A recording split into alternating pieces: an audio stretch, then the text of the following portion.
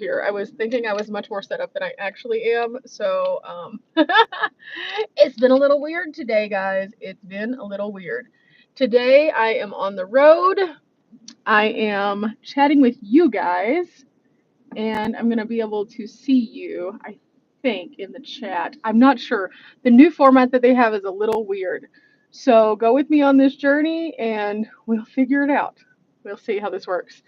So I just wanted to say hello, everyone. And as people kind of stream in, this is super impromptu. I have lots of people who have been asking me when I was going to do my next live. So I thought, while I have a little bit of time, let's do this. Oh, happy Saturday. Happy Saturday, everybody. I'm not sure that the notifications are going out, so if they don't, it may be a lonely Saturday here in the chat, but that's okay. As everyone is coming in, how are you? What are you up to? Let me know. And then I'm trying to figure out how to see the chat because they have changed so many things. Okay. I don't know. Okay, there we go. I think it has been shared. So I'm just taking a few minutes to say hello to everyone. Again, it is Saturday, so happy Saturday, and I'm hoping everyone is having a wonderful adventure day. If I am catching you in the middle of your adventure day, don't worry, I'm not going to be on here very long. If you want to join in. Hello, ladies. Hi. So I just kind of wanted to give everybody a couple of different little heads ups in this live real quick. And as we sit and chit chat, I have my phone charging, so if I get a weird notification, I may have to maneuver us a little bit. So yeah. Well, I am on the road currently, and hi everybody. It is so nice to see you all saying hello.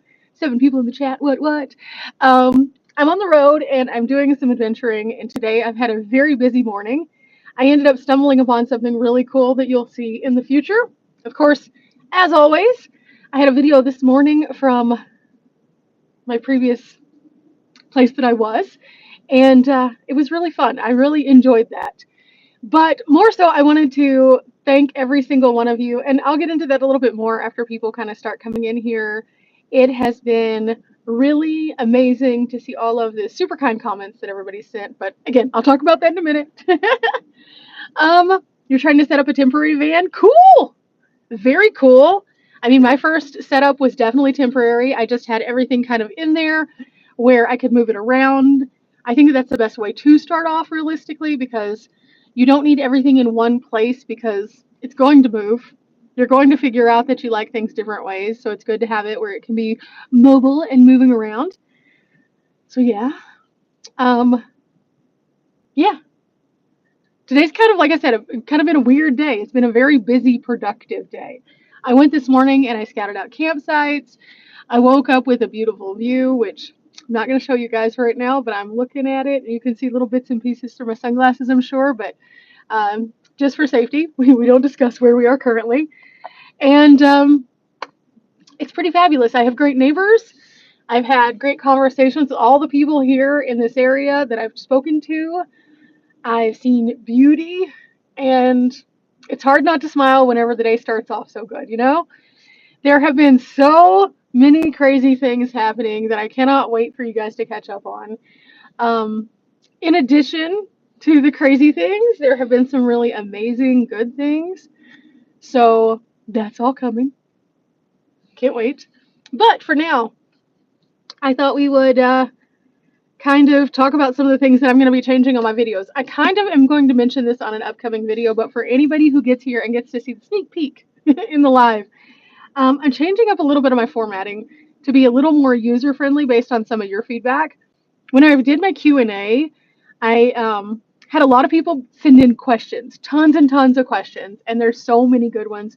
So I'm going to have, I think, 3 Q&A videos coming out, and then a couple of videos that are just dedicated to questions that I really enjoyed, that I wanted to like put some more emphasis into.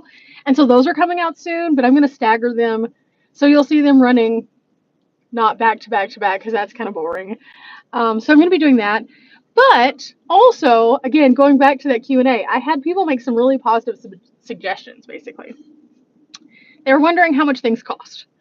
And I have been not really sharing as much of how things cost along the road because each person's experience is so different. But I've had people ask, well, how much is fuel whenever you're fueling up? Part of the reason, again, I don't disclose a lot of that is because I don't post in super real time all the time. Sometimes I do, sometimes I don't. The thing is, no one will ever know which videos are in super real time and which ones aren't. But I do see that there's value in that because we can track kind of trends across the country, but also I can kind of like let you see how my personal journey is. So I'm going to be adding in a little demographic to some of my videos that'll help you kind of see what things are. Also to see how I spend money. Again, each of us spend money differently, so that will be kind of subjective, but I'm going to be adding that. And then also on all of my adventure paths as of late, I have been having so much fun. So I want to engage more in the community tab with some adventure path things. So I'm going to be starting to post some adventure path, like fun little tidbits. I might even do like a little challenge in my community tab where I like roll out a, hey, today go for a walk or tell me what you did or something like that. That way we can just kind of keep in touch a little bit better as to what we're doing in our adventure paths because the goal is to get everybody super active, super out there. And so I might do that. I don't know. I haven't decided completely on that yet. But a lot of people have asked questions about like what music I listen to and stuff like that. And I listen to such a variety that I'm going to be sharing something kind of cool soon. So it'll be coming. You'll know when you see it because it will definitely make sense. I spoke about having my own individual playlist and that I add to that every day. And a lot of people were really intrigued and had some great feedback. So I have an even better way to share that with you guys. But that's neither here nor there right now. I don't love how the new chat, it doesn't show your comments, but for like a literal second. So I missed some of them and I don't know if I can go back now. Let's see. There they are. Woohoo, we found them. Okay, let's see. Hello from Michigan. Have I talked to Dawn recently? No, I have not. I reached out to her a little while back. We chatted, but it's been a bit. I need to check in with her again. She's just up there. Last I talked to her, she was thriving. So I love that. I'm so excited. I want all of the people in my world to thrive. I want everyone to just like find what it is that makes them happy and brings them joy and get out there and do them. I think that that's really important.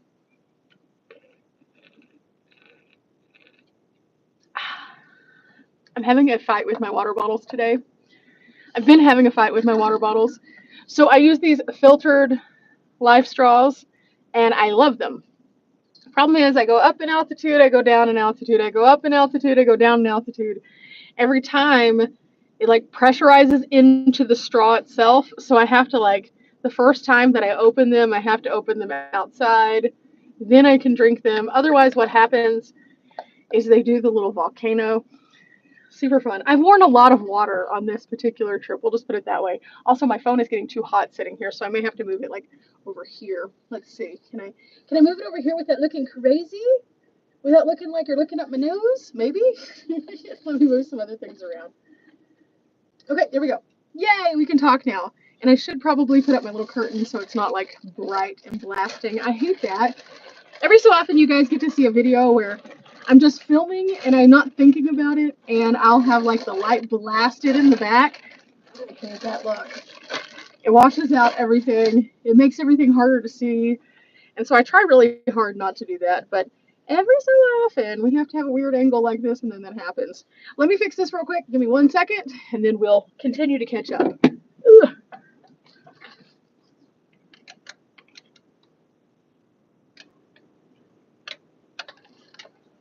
Okay, there we go. Much better. Now I can see you guys on the chat, and I hope you can see me and not be like, oh my gosh, it hurts my eyes. I'm very conscious of the eyes because obviously my poor little sad eyes. I have super sensitive eyes. So that's why I always wear sunglasses. Anyway, let's see. Hello from Indiana. Hi. I was trying to get Riley to come and join us today on this chat since she's all the way over there in Las Vegas doing her jobby poo, but she couldn't. She's actually out doing her jobby poo right now, so we can't have our little live together. Vicky is in Flagstaff. Oh, the beautiful national forest there. Nice.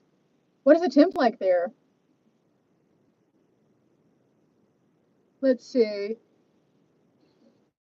What is the temperature where I am currently? It's actually pretty decent. I'm not dying. I'm not melting. I'm not in Texas, so it's fine. Hello, Collie. How are you? Pinky out.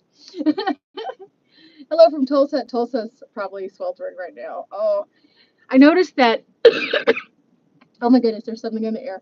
I noticed that there is a thing that they've been experiencing that they experienced in Canada a couple years ago. It's called the wet bulb syndrome or dry bulb syndrome. It's a bulb syndrome. Anyway, they said that Texas had their very first one, meaning that it's so hot and yet the humidity is almost 100%, so your body can't self-regulate or cool. And so it's hospitalizing some people. So everyone, please be very careful out there. Um, Normally in Texas, we're super humid, we're super hot, but apparently we reached some kind of new level of super humid and hot. So stay hydrated, cool off, go inside when you can. Also take time when you're inside. Don't just go in and immediately allow your body to go into that shock thing. Be very careful, guys. This summer is no joke right now. It's really, really bad. Ooh, 110. Oh, 100. Ouch. 90 in South Carolina. Oh my gosh, 80 in the forest there. Wow. Okay, so everybody, yeah, be careful. Please be careful. I have been reminding myself on this trip, whether it's when I'm going through high altitude, low altitude, hot or cold, to try to at least polish off like 5 of these a day.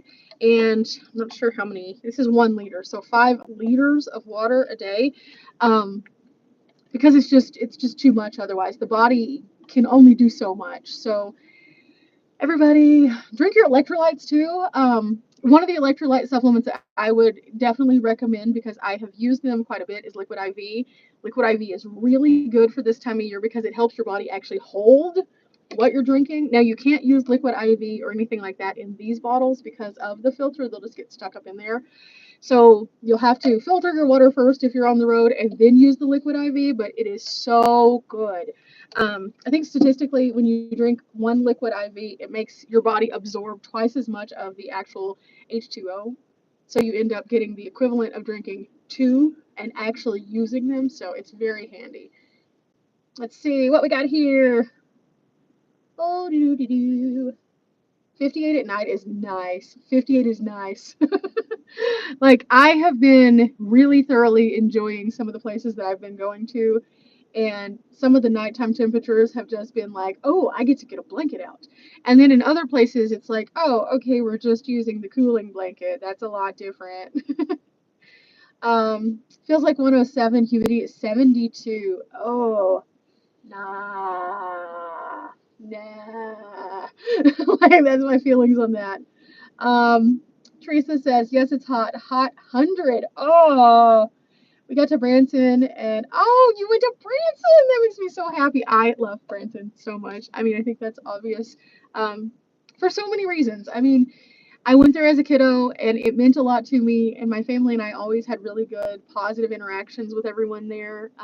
They're truly a community of people, so it's pretty nice. But also now that they have started to bring in more things for more people, it's not just about the shows, it's not just about the crafts, it's about all of the different activities. So it makes it just so much more fun, which is why I go back.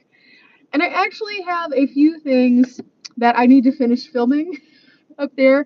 Um, I didn't get to finish them on my trip that you guys are currently experiencing.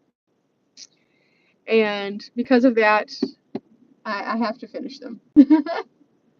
Let's see. Am I going to do a more in-depth video on how I plan an actual trip? Like stop, sleeping, camping. So that's the thing. I don't really plan that much. And I know that that is controversial yet brave. Normally what I do is I typically just pick a direction I want to go in and I have a few stops that I'm interested in. But I don't do a lot of connector pieces unless I am getting campsites. And I only focus on those if I know I'm going to be in an area where it's harder to camp. And so a lot of times there's not as much planning. When I first started out, I did a lot of planning, like way too much planning realistically, which is why I don't do as much planning now. I've always enjoyed finding things that are of interest, and I've gotten more comfortable in my preparation of going from place to place. So there's not as much like research that goes behind it. Normally now I roll into a place, do a quick Google search, figure out what all I can do, and do as many of those things as I can, and put everything I didn't get to do on a bucket list, and then come back.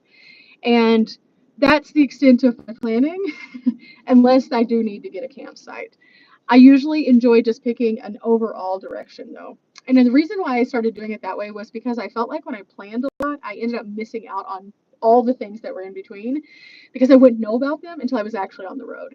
So instead of doing that, I started to relax a little bit. And this is when I was tent camping. I started to like relax a little bit and say, okay, as long as at the end of the day I can figure out where I'm going to stay, I'm good. So I need to just focus on where am I going to stay? Is it one of those places that's going to be hard to get to? If it is, do I need to start earlier in the day? And then I just go. Now that I'm in the van, I pull up to a place. Again, I figure out what place I want to go to next, or I aimlessly drive sometimes. And I know a lot of people don't like to aimlessly drive, but I find some of the best things when I'm aimlessly driving. In fact, this morning I went and I just kind of aimlessly drove through the area that I'm in because I was looking for something specific. And in looking for that, I ended up finding like 5 other things. And it was because I allowed myself just to kind of have freedom of movement. So I don't know that I will do a more in-depth video about that. However, I will focus more on some of the details of the travel, maybe. And that way people can see a little bit more of what it is that I do. Oh my gosh. I just saw something super cool. I'm not going to film it because I'm talking to you guys, but it's fine. You know how sometimes, like, when you're sitting in a place, you just all, like, look out and you're just like, what? How on earth is this like a thing? And then you're just, like, so enamored by it. That was me just now. Let me catch up on a couple of these other ones real quick. Let's see. I still am Jurassic Parking. I'm not sure. It's just a way of life at this point. You finally consider yourself hot stuff, Kenneth. Good for you. Good for you. All of us should consider ourselves hot stuff because at the end of the day, guess what? If somebody else doesn't think that we're hot stuff, that's a them issue, not an us issue. Like, we can be the best version of ourselves and be proud of ourselves. And if somebody else doesn't like it and we're not their cup of tea, it's okay. Let's see.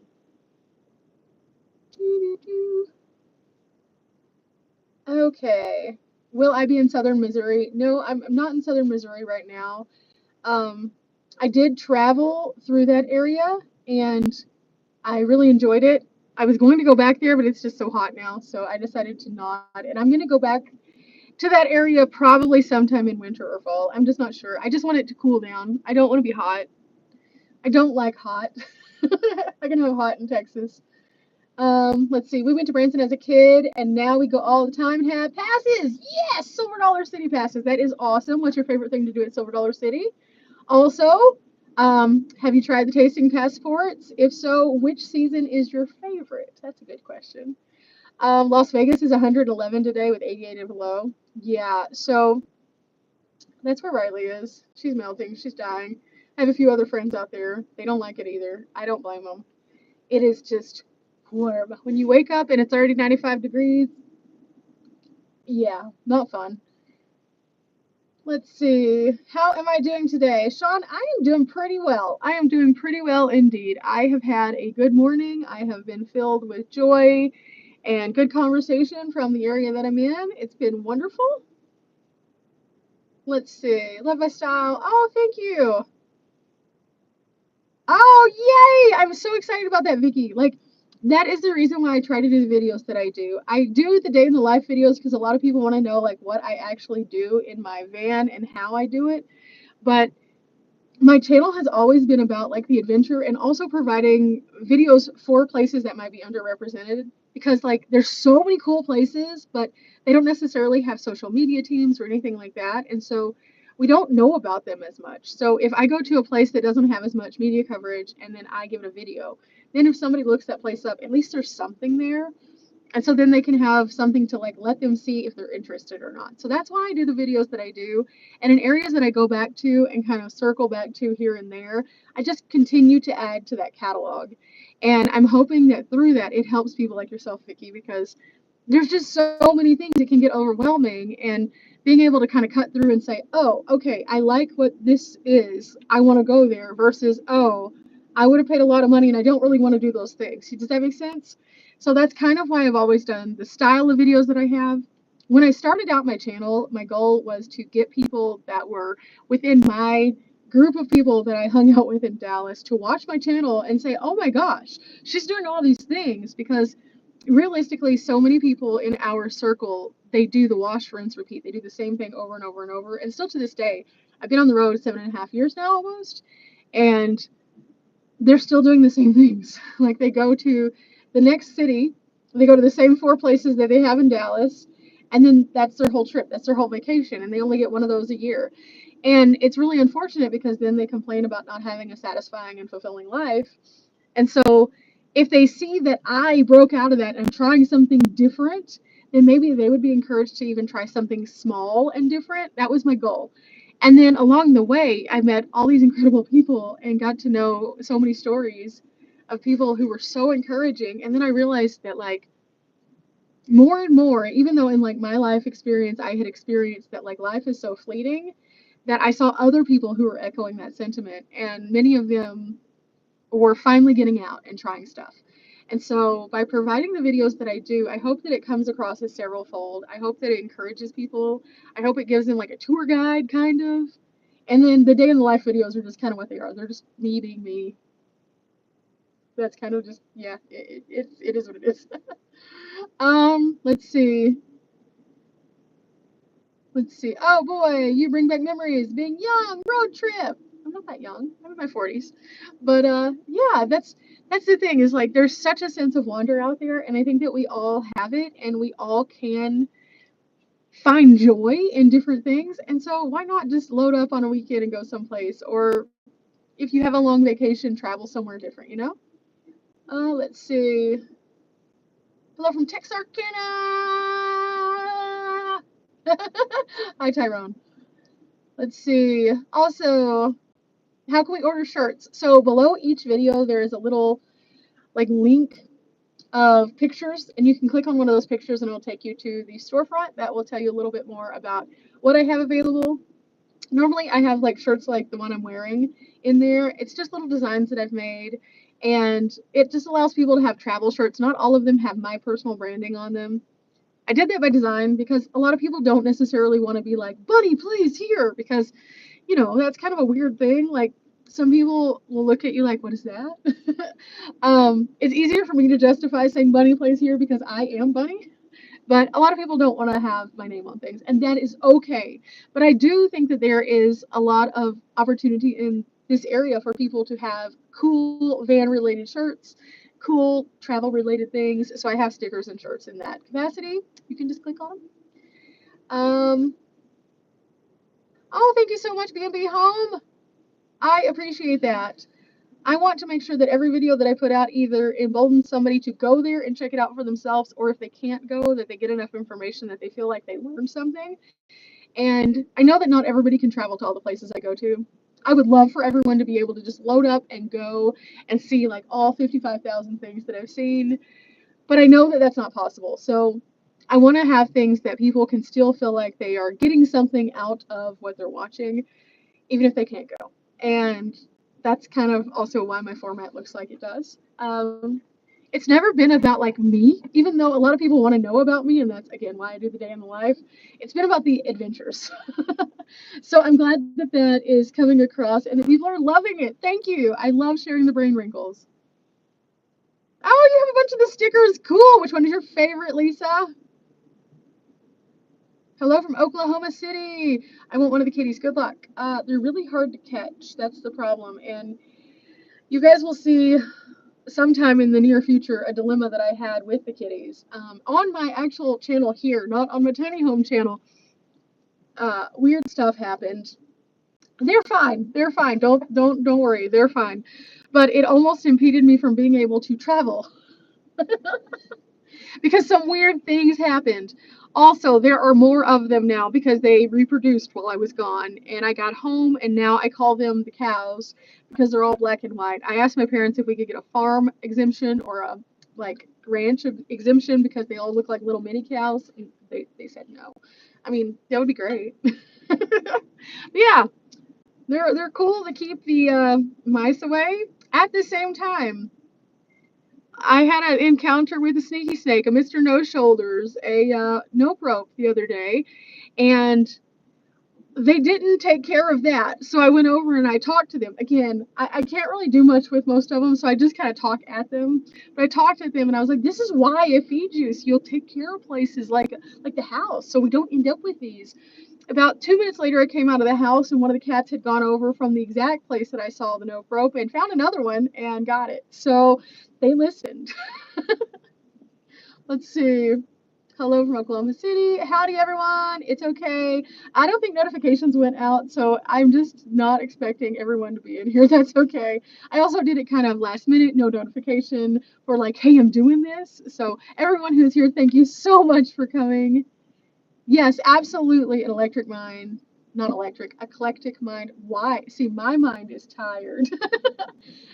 We only have one life, and we aren't promised any days. And I think that the most important thing that we can all learn is that. And recently, I, of course, shared my really sad moment. I guess we could talk about it now. I was going to talk about it a little bit later, but we could talk about it now. I shared that, and there's several stages to sharing anything whenever you're online. Whenever you film something, normally this is how my life normally works. I normally go out and I film something and I talk to myself holding the little camera, and I go into cool places or I go out into a field of beauty or something and I just talk to myself and I share the history or I share the information that's there, and that's it. And then I download it, and then I put it into my computer, and then I edit it. And I'm pretty proficient with my edit. I used to be very, very slow. That's neither here nor there. Um, but as I have been online for as long as I have now, I'm pretty proficient on boom, we're good. Then I schedule things, and then I have them come out. And I normally have them come out at a slight delay simply because I travel by myself. And so I have everything scheduled and ready to go. So getting back to what I was talking about, I had filmed the day of the news, I guess would be the best way to put it, the news of my friend's passing. And more so than anything, I just needed this cathartic moment where I talked out into the void of my phone because I needed to say something. And I talked to Riley all day, and it still wasn't fixing the issue. I was still a blubbering mess. And so I just needed to say some things, and I just kind of let my camera roll. And in doing so, I just talked. And sometimes when you just talk, you say things and you don't necessarily like put them together in your head as to what you're saying. You just say them. And sometimes they make sense, sometimes they don't. And with that, after I finished it, I turned off my phone, and then I went and I had my evening where I was just calm and got my life together. And then the next morning, well, you saw, I went on and I did my next adventure. And for days and days and days, which you will continue to see over the next couple of videos, I kind of struggled, like really, really struggled. News continued to come in as to what happened, and it was really, really terrible and sad. And as it continued to come in, I was just processing it slowly and talking to all my Mountain House friends, and we were all processing it slowly. And so then finally, it came to a day where I had an office day. And I sat down and I actually downloaded everything. Now, step two is always download it and then put it in and edit it. So I had to look at that footage. And watching yourself go through a really painful moment when you're still not doing too great is really hard. It's super, super hard.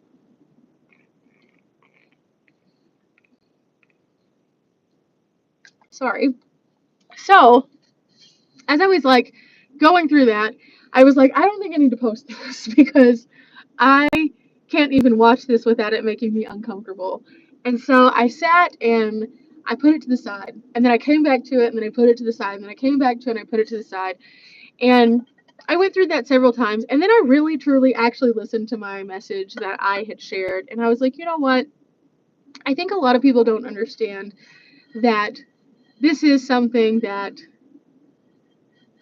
that does need to be talked about. I don't like to talk about like things like that at all, but at the same time, I felt like it did need to be said because there's been a lot of things that have happened with people that I've known in the past who literally they just didn't have the next day. And so I want people to understand that that is something that is a real thing that can happen to all of us, and it is important to live. And that has been my message since the beginning, but more so that, like, you have to actually embrace living. You cannot say, oh, I'll do it tomorrow, because tomorrow might not happen. And so the more that I looked at that edit, the more I was like, oh, I don't like being vulnerable. I do not. So it was really hard. And I didn't know if people would receive it on the internet and think that, oh, you're just crying on the internet. Because there's a lot of people who do just cry on the internet and they want sympathy and they want to prey upon others through sympathy. And I think that that is really vile. But in that moment, I was like, you know what? I'm going to put it out there and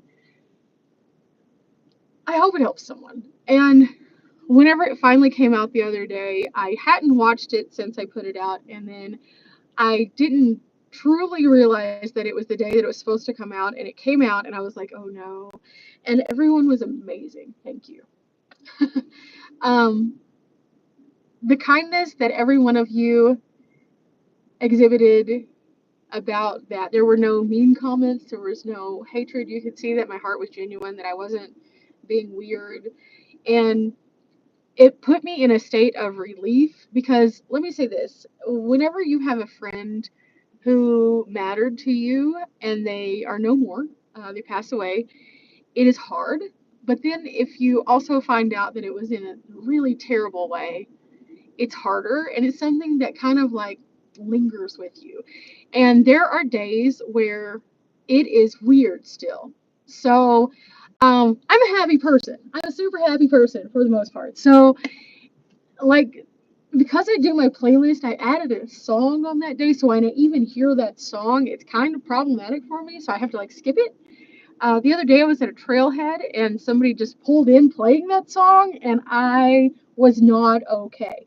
Um, and it's weird because I only knew Rocky from Mountain House. I only got to like be around him at Mountain House, and I think that that truly is a testament to who he is as a person.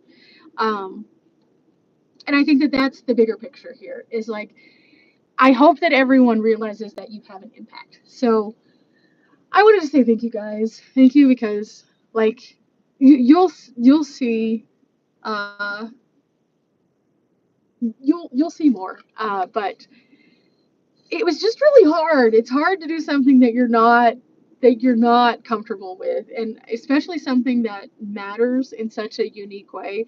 And I really wish every person could have had the joy of knowing Rocky. I really do because he was a phenomenal human. Um, he was a competitive eater. He was a professional skydiver. He was a climber, and he climbed just about everything. He was an avid hiker. He did ice hikes. He hiked around the world, not just here in the United States. Um, at one of our mountain house retreats, and I'm just sharing with you guys. Sorry. At one of our mountain house retreats, somebody asked him how many times he thought he jumped out of a plane, and he said he had no idea because sometimes he would do it 10 or more times in a day, because that's what he would do. Skydive instructor, skydiver. Um, so it wasn't that he was ever leaving crumbs. Like he always had his next plan for what he wanted to do, and it was always something like ridiculously insane. You would wake up and on Instagram he would already have summited a mountain before you even got your morning coffee. um, he was hiking Mount St. Helens whenever it happened, and he had summited that mountain over 20 times. And on one particular day, it just did not go well. And what I learned from this was just how strong of a community he had built based on the people that he touched and impacted. Um, and it wasn't just me, it was people who barely knew him. Like Riley and I were talking about it. She had never met Rocky, but through his kindness, just through his inspiration online, like she was very impacted. Every single person in our group, we collectively were just not okay. And I think to some extent we're still not okay. Um, but he raised money for charities that were underrepresented charities. Just a good dude, just a good dude. So on that day, that's what all came to a head. Whenever you all saw that, we had the bare minimum of information. The next couple of days, we got more information, and it felt like it just wasn't real, but it was. And so I appreciate each of you guys for listening and also for being kind. And if you happen to, I'm just going to spread some joy right now. If you happen to have a Dairy Queen near you, go have an ice cream and think of some kind of epic adventure you can go on. And the reason why I say ice cream at Dairy Queen is because that was one of Rocky's favorites. Every time I have Dairy Queen now, I try to think of Rocky and what he would be doing right now, because he would be doing something epic, and that makes me want to do something epic. So it fuels my journeys. So have a Dairy Queen ice cream. You have an excuse to do that. That's my challenge to you guys. And then go plan some kind of random adventure and do it in honor of my friend Rocky, please. Let's see. I'm going to catch up on some comments now that I rambled for a minute. Oh, it's always hard. It's always hard. Thank you guys. Again, kindness in these comments is thank you. Thank you. I agree, Susan. Grief is a harsh emotion, and also everyone deals with it in such a different way. Like like I said, I'm a super happy person. So I am one of those people who I like to think of, I have squirrel syndrome. Like we will be in a moment and then all of a sudden it's better. We can turn the page and it's better. But there's certain things that are just a little harder and they're more challenging. And so it's okay. And I have to give myself grace for that because I don't like to be sad. I am not the crying friend. I joke with my friends Riley and Dee, obviously, because like you can show Riley a video of sad puppies and she'll be like, blah. If you show me that, I'm gonna be like, oh, and that's it. Very different people. Um, yes, Sheila, I am live. I just decided to hop on. I had a little bit of time. I had some service, which that's kind of nice. I hadn't had great service for a live on this endeavor that I'm on currently. Shiny Nichols, I am super sorry that you have lost that many people in your circle. I definitely empathize with that.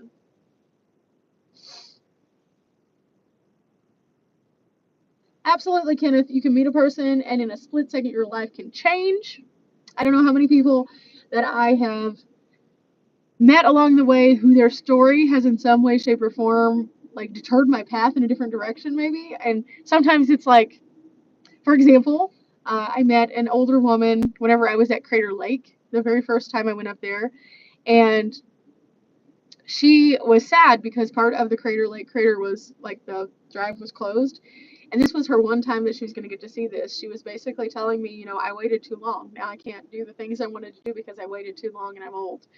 And she was praising the fact that I was doing this at such a young age. And her story, the way that she told it, it was just very emotional. And I've mentioned this before on the channel, but in that moment, I realized, hey, I need to embrace these things a bit more because I need to not take them for granted because people like this are telling me, hey, don't take these things for granted. And I don't take anything for granted now. Every single day, every single adventure, whether it's good or bad, there's joy to be found in it. So how am I staying cool? I've been trying to go to higher altitudes. Also, I've got my cooling blanket, I have my fans, and I have a few other little things that I use. If worse comes to worse, I can throw a water bottle into a fridge and sleep with it after it's nice and chilly. That's what I used to do whenever I'd tent camp. I'd just go to a store right before I would go to Night Land. I get something real cold, put it in my cooler, and then I just snuggle up to it so it'd cool off my body. Let's see. Hello from Bodega Bay. What? Okay, so fun story. I'm gonna tell my friend a little bit. Riley's parents love the Bodega Bay area. They've gone down there a few times and said that it's absolutely fabulous. Let's see. Continue prayers. Thank you so much. Oh, thank you for the emojis. But yeah, so that's kind of one of the reasons why I wanted to hop on, was to say thank you guys again. I appreciate everyone so much. But also there's a lot of other things, like several people shared their stories, and there's something to community, and a lot of people were very encouraging to some people in the comments. And I appreciate that. Like, at the end of the day, we're all a big travel community, and even if we don't know each other in person, like, we interact with each other on the internet and stuff, and it's always nice when people can just be kind to strangers. And kindness is so important because in this world there are so many nasty people, there are so many negative people, and if you can find the joys and not the negatives, then you can have a much more fulfilling life. And I realize there are certain circumstances that absolutely are not cool. For example, in Texas right now, it's 4,000 degrees, and a lot of people can't just get up and go, and I understand that. However, there are still joys to be had. You can still find joys. Number one, you woke up. You woke up. And I know that doesn't sound like a super wonderful thing whenever it's 4,000 degrees, but you got to do something somebody else didn't do. So then you have that day to then make something good of it. And I look at every day like that now. Um, Even if it doesn't have to be a rock star day, I woke up. I did something with my day that put me closer to a goal or planned something more that I would like to do or got me in a place where my mind was clear and happy as opposed to dwelling. And I think that, especially with all of the bad that's happening today, we dwell. We dwell a lot. And dwelling doesn't do anything except for start us off on the wrong foot immediately because every nasty thought that we have, every toxic moment that we have, it just like lingers. It festers. It hangs out. And then it comes back. And then whenever it comes back, it's like, so instead, it's not bad to have a thought because we all have thoughts. But when you have the thought, expel the thought, move on from the thought, and continue going with something more positive. Let's see. Oh, thank you so much, Tina. I'm just a regular person, though. I really am. I just try to do you know, okay, two things, golden rule, do unto others as you want them to do unto you. But also, um, Thumper from Bambi. You can't say something nice, don't say anything at all.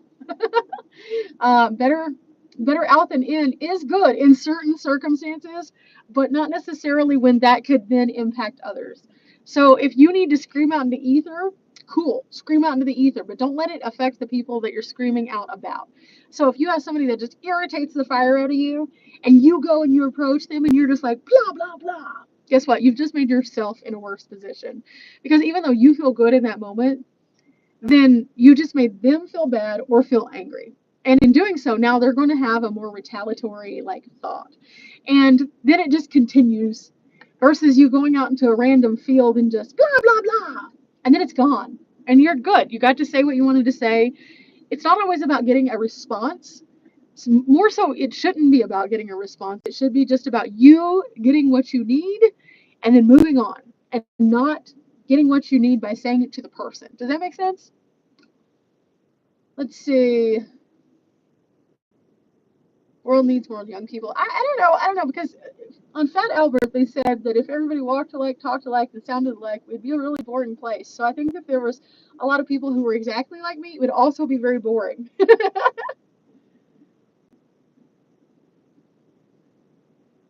Oh, thank you. You guys are so nice. Gina! Gina! Hello, Gina. How are you doing over there in Oregon? Also, okay, so I have a question. Liz, is this Regina or Regina? Because I have heard both, and I don't want to say it wrong because in different parts of the world, it's either Regina or Regina, and I never know which part is which.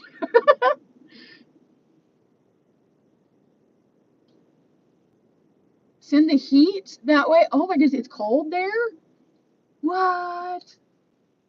Okay, so everyone collectively in the Midwest, blow in the direction of Saskatchewan. Give them some warmth.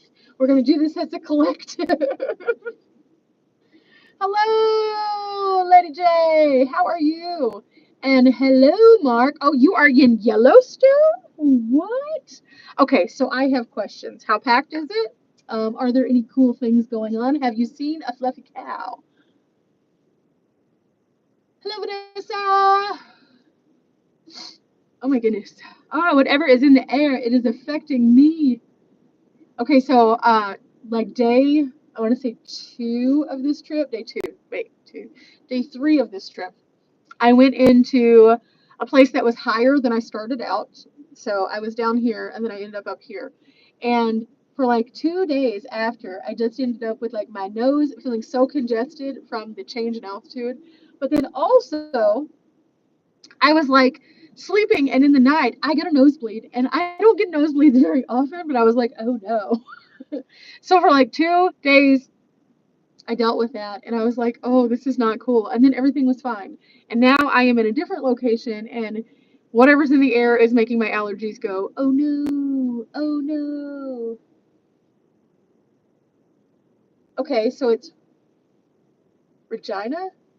Ja, G? Gina? Ja, G, Ja. See, this is my issue. Normally, when I go to a place, I will go actually into the place and then I will ask, how do you say the name of the town? So I don't mess it up. Because let's face it, like so many places are so different. Like Nevada or Nevada. I'm always going to say Nevada. It just is what it is. But then whenever you go to Missouri, it's Nevada. Like they have a town, Nevada. Yeah. So it's just weird. It's just weird. Let's see. Where are we going today? Where's our next adventure? Well, I have a few more adventures that you guys are going to see in Missouri, and then I have some really weird things that happened, like really, really weird. I'm just going to give everybody on the live a heads up. Really weird. Like, first and foremost, like, I woke up one day and was just like, oh, okay, this is life now. Interesting. Why?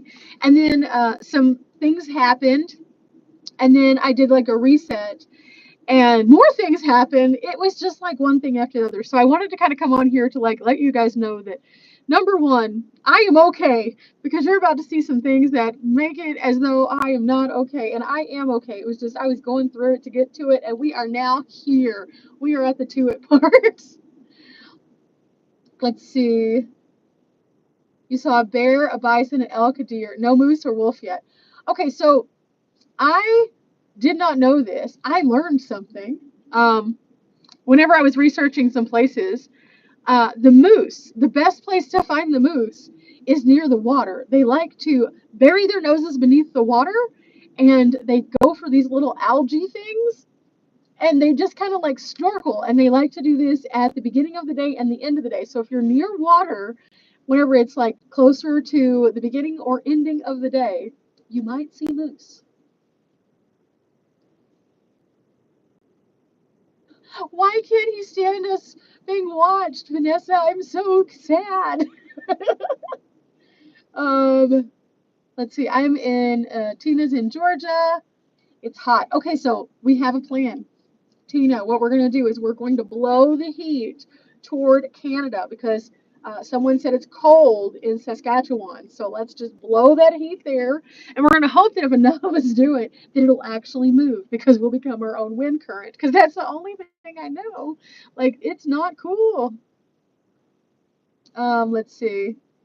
Terry, I am doing a lot better. I was just kind of talking about everything, and in talking about everything, I was just expressing my gratitude to everyone because everyone's just been awesome, but also to let everybody know I am okay. I know a lot of people were very concerned. I had a couple of emails even from people who were just like, are you okay? And I was like, yes, I am fine.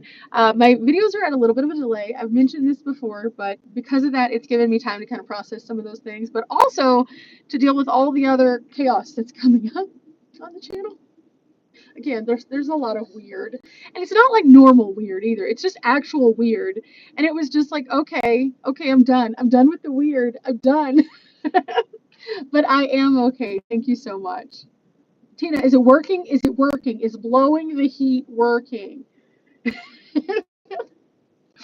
Oh, you guys crack me up. It's so much fun to be able to just sit and chat every so often. And I know that sometimes I don't get on here as frequently to do a live, but it's a lot of factors. Travel is sometimes a bit more hard for me to A, sit still because I'm constantly moving. But two, I said A, so it should be B. We're gonna go with two and B. Um, Signal. Signal is interesting. On this particular trip, I was literally on a phone call with my parents earlier today, and I had a bar of service, and then all of a sudden it was like, even with that bar, it was like, oh, that was just a suggestion. You can't actually talk to them. Nope, nope, we're not going to work. And unfortunately, that's what happens in a lot of places whenever I get to needing the faster data so that it doesn't glitch and do weird stuff.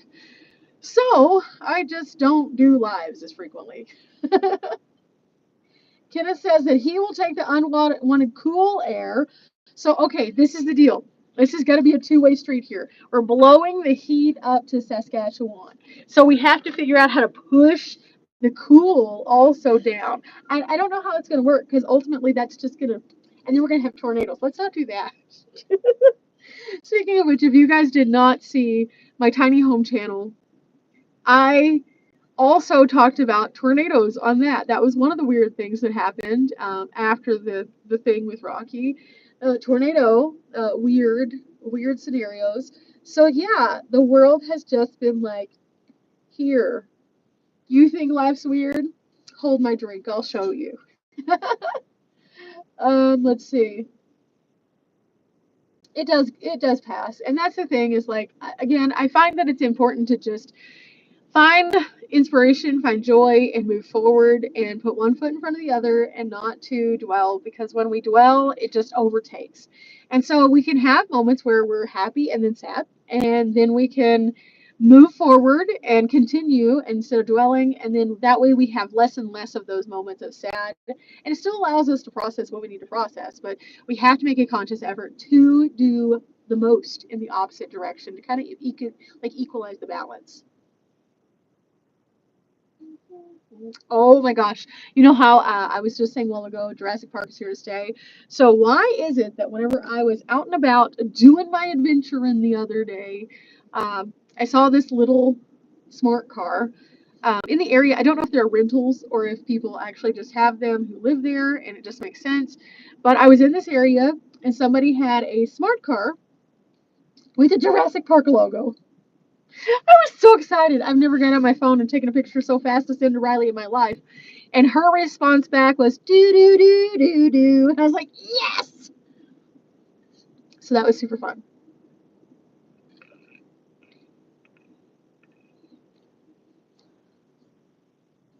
A bowl of ice cream does help.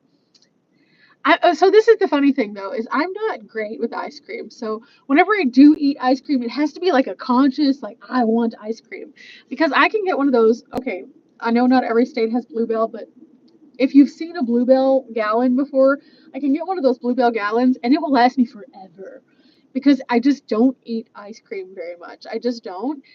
It's never been my thing. I don't like being cold. And even on a super hot day, for some reason, the cold that it brings inside my insides, it just is too much a lot of times. So I very minimal on the ice cream, just to like the nice happy balance. Any more than that, I'm just like, ugh.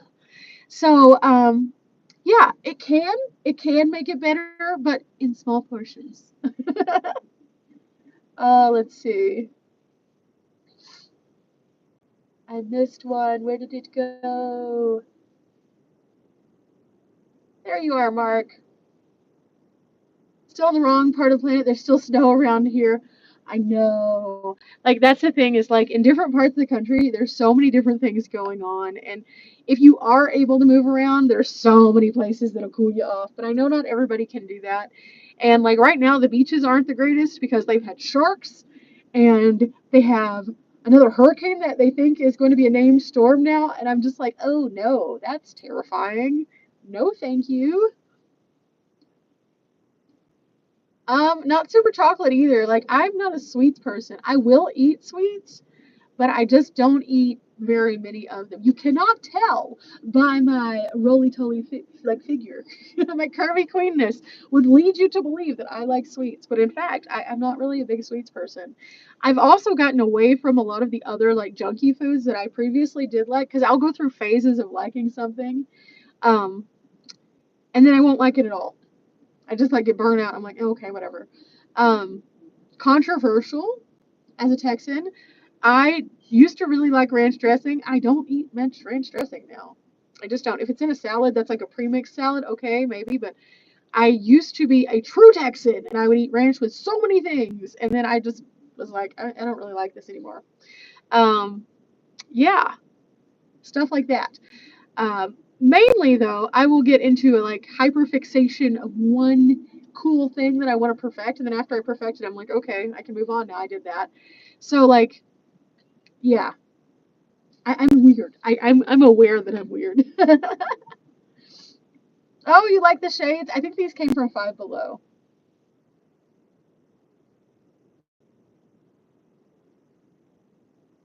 Like, okay, so also there's different levels of ranch. So like, okay, you know the sour cream ranch dip that you make with the little packet that you put in the sour cream? I still like that. At the same time, do I want to eat that all the time with everything? No, I don't. And it's one of those things that when I'm like, oh yeah, let's go, then after that I'm like, I'm good. I'm good for a long time. Um, but yeah, I used to really enjoy just like ranch dressing with like vegetables. I would love to eat ranch dressing with like chicken strips. I'm just not. And I don't know if it's like I just got bored or if it stopped tasting as good. I don't even know what the reasoning is. I just stopped eating it. But I've done that with several other things too. So it is what it is. Let's see. Oh my goodness, my nose, my nose. Mr. Softee and Blue Bunny. So I like ice cream trucks because they have the little ice cream fruit bars a lot of times. Okay, so my favorite ones, and this is why I say I don't really like ice cream. I like those fruit bars, those coconut ones that are in like the Hispanic shops are so good. And they have a version of them at the regular grocery store, and it's almost the same. Almost. There's something slightly different about it, but the Hispanic like ice cream carts that I used to go to out in LA whenever I was visiting, oh my gosh. And the other thing I loved about LA was their fruit cups, their fruit guys. That was so awesome. I went out there and I was there for 2 weeks for work when I first started my ball up job. And I remember we're driving around and somebody's like, the fruit guy! And everybody just like gets out of the car and like runs over to get fruit from the fruit guy. And I was like, what is the fruit guy? Because we didn't have fruit guys. And then I realized that they had this amazing fruit and they would use tahini with it. And it was so delicious. It was so fresh. And it was just the perfect way to have something like on a hot day in LA. And I was like, okay, so now if I go to a city and I see a fruit cart, I'm like, ooh, because they're not as like you're more likely to find like a gyro or a halal or a hot dog guy than you are to find a fruit person. But the fruit people are where it's at. It's so good. Let's see. Almost time to watch Carol and her Globies. Oh, she's doing a live today. I had no idea. I'm so off on everything when it comes to like so many YouTube channels and also what day of the week it is. I was so proud earlier. I remembered it was Saturday and I was like, because days don't mean the same thing that they used to mean whenever I would not be traveling. I used to have a regular schedule because I had a regular job, which would require me to work on certain days. And so it was like an ongoing reminder of, oh, only this many days until I'm off work. But now every day, even though I am working every single day, it's like a joy to work. So it's a much different experience. And so now I keep up with it based on what videos go out on what days. So I know that it's a regular video day if it is Saturday, Sunday, Tuesday, Wednesday, or Thursday. I know that I have shorts that go out on Mondays and Fridays, and then I have a full video for my tiny channel that goes out on Mondays. So based on what video comes out, I can tell you kind of what day it is, but there's a 3 day swing in there with Tuesday, Wednesday, Thursday where I could be confused because like those days seem to just like run together and then it's all of a sudden Friday and I'm like, oh no. And if you've been around the channel for very long, you know, oh my goodness, I do not like to travel on the days that average people are off work and traveling. I like to sit. So I find it is so much more congested when you're trying to travel on Friday evenings, Saturdays, or Sundays because that's when everybody is out. In fact, whenever I was leaving my last destination, because I left yesterday to come to my current destination, there were so many RVs just in a line, like the longest line. I counted at least 100, and there were at least 3 times that many just in a line because there was a stop because they were doing some road work. And I was like, oh my gosh, that's so many people. Like, so many people. I don't want to have to fight for a campsite. I don't want to have to deal with people who might not respect the space the same way I respect it. And on busy weekends, that's usually when that happens. So, yeah. I try to not lose Tuesday, Wednesday, Thursday so I could be up to date whenever Friday is there so I could be in one place. Let's see.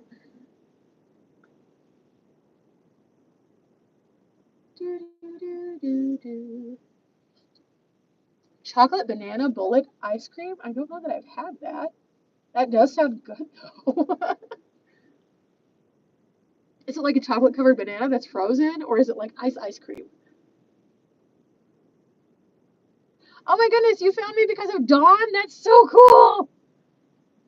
No, she stopped putting out videos because she was doing her regular job and she didn't want to feel like she wasn't talking about what she originally had set out to talk about, but also she didn't want to, I don't think, have to feel obligated to share what was going on with her regular job, I think. I really respect that. I'm so happy for Dawn because she's in such a much better place. I think with the consistency of the job that she's really loved and the field that she enjoys working in. And it makes me so happy for her that she is a part of that team up there. And so I always, I always get a little sad because Dawn's one of my favorite people. She's the most joyous human. Like her smile and laughter is so infectious. Like it is so infectious. Eclectic. See, you're on the same party as me. Do you like frozen yogurt or sorbet or anything like that? Or is it just like across the board? Because sometimes I find that people like gelato or sorbet, but they don't like ice cream. Oh my goodness! People picking up trash. We love this. That makes me so happy, Vicky. I have been really excited on this particular trip that I'm currently on, which again, you guys will see soon. Um, I haven't been seeing as much trash. And I don't know if it's just because I've been very fortunate in the places that I've stayed. One of the campgrounds that I stayed at an actual campground that I paid for, um, in one of my favorite places. Oh my goodness. Oh my goodness. I can't wait. Um, they had just opened. I was actually the second camper of the season who stayed there. The only reason I was the second is because I decided to stop off at the store for like 2 seconds. Otherwise, I would have beat that person and I could have been the first. But that's neither here nor there. I'm happy they were recreating. But it was so clean because it was just opening. In addition, several of the other places that I have stayed have been really well done, like kept up, not trashy. And like that was individuals who were keeping up with it. They're very nice places, but they don't have anybody who comes out there and maintains it or anything. So those were actual people who were picking up after themselves, and it made me have so much joy because the worst thing you can have is you pull up to an amazing place and then all of a sudden you're like, bleh. And then you're like, okay, I'm going to start by cleaning up after someone else. But at the same time, we need to do those things because it's so important to keep those campsites open. So I'm so happy that they were cleaning up trash. Let's see, we got a couple more in here. Do I ever feel lonely? Not really. There's a few reasons for that, and I know that my situation is a little bit different. I film, so I'm talking constantly to the void of my hand, usually with the camera. So it feels as though I'm having some kind of conversation because in all reality, I am kind of. I'm having a one-sided conversation, but it's with the intention of sharing that with you guys. So I kind of talk as though I am talking to you guys, which makes me feel as though I'm talking to someone other than just myself and not just being a crazy person out there. I'm talking to myself. But also, I talk to a lot of people. So, like today, for example, at the place that I'm at, which is such a lovely place, I talked to 10 different people just today. And I try to make an effort to, if I haven't been in town to speak to humans, at least every few days, I try to go to at least somewhere where I can interact. And on top of that, I always am talking to Riley. Riley and I communicate regularly. We do voice texting instead of like texting. And first and foremost, we do that for the ability to make it more personal. Like it's easier for you to communicate with a friend whenever you're just talking to a friend. Like they can hear the inflection in your voice. They can hear you say something as you would say it versus it falling flat in a text message. And we started doing that because it's just so much easier to communicate that way. We'll just pick up the phone, fire off a voice text, it goes out in the void. Whenever the other person is able to listen to it, they listen, they might respond. And then we just kind of listen to each other chat all day long, back and forth, and then we engage in conversations that way all day, even when we're not traveling by ourselves. And then I have other people. Oh my goodness, wait, hang on. I'll get back to this. Whoa, travel buddy. Thank you. Thank you so much. You did not have to do that, and I appreciate you so much. I will use that on an upcoming adventure, and I will make sure that I mention you whenever I do, because I have something in mind. In fact, let me make a note. Oh no, I don't have a pen. Okay, I will make a note after this chat. Actually, hang on. Give me a second. Give me a second.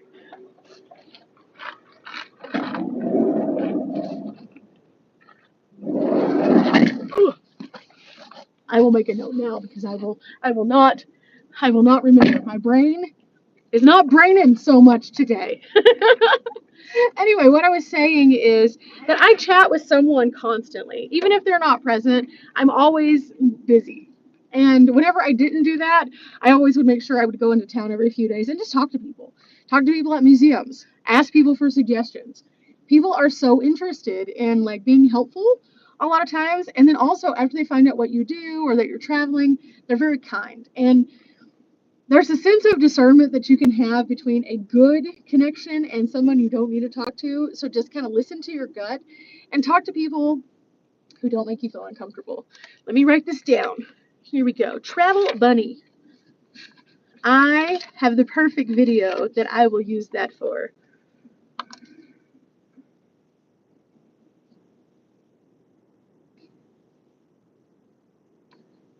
Okay, cool. Again, I'm really bad at remembering more than 3 seconds. I'm like a goldfish today, basically. But yeah, there's so many cool things that can keep you entertained and not lonely. And then if you do crave a sense of like people and like being able to be a part of something, there's so many like programs that happen in different communities and things like that that you can just stop in. There's festivals, there's summer concerts, and you can interact that way. And most of those things, especially in smaller communities, are very inexpensive or are free. Let's see. Okay, let's see. Oh my goodness, Guy Murphy is here. Guy Murphy's in the house. Okay, so if you guys have seen my sling bag, that's Murphy's outfitter. He does awesome stuff. And I had the recent opportunity of hanging out with him and being able to do some stuff with him and my dad. You'll see a little clip of that coming up very soon. So, yeah. Let's see. Yeah, I don't understand it either, Terry. People who feel the need to trash things. I want to just be like, hey, would you be okay if I threw trash in your house? No, you wouldn't. So why are you doing it to the deer? It's not cool. It's not cool. Do, do, do, do, do. Liz, thank you for coming by. Let's see. Trash freaks you out. Yeah, it's not cool, and it's so easy to fix the problem, and that's what's wild to me. Eclectic. Okay, Italian ice. I can get behind that. I can. I like the coconut one also in those. Those are so delightful. The milk. Okay, so I totally get the milk thing also. Yeah. That's usually why people aren't as excited about it. I don't have a milk issue, but I feel like sometimes the ice cream's just too cold or it just, it has that chalkiness to it. Not all ice cream is created equal. We love Riley. I am so excited for what you guys are going to get to see Riley doing. Okay, so after we parted ways, she got together her ideas of what she wanted to do on her way back to Vegas, and she had so much fun.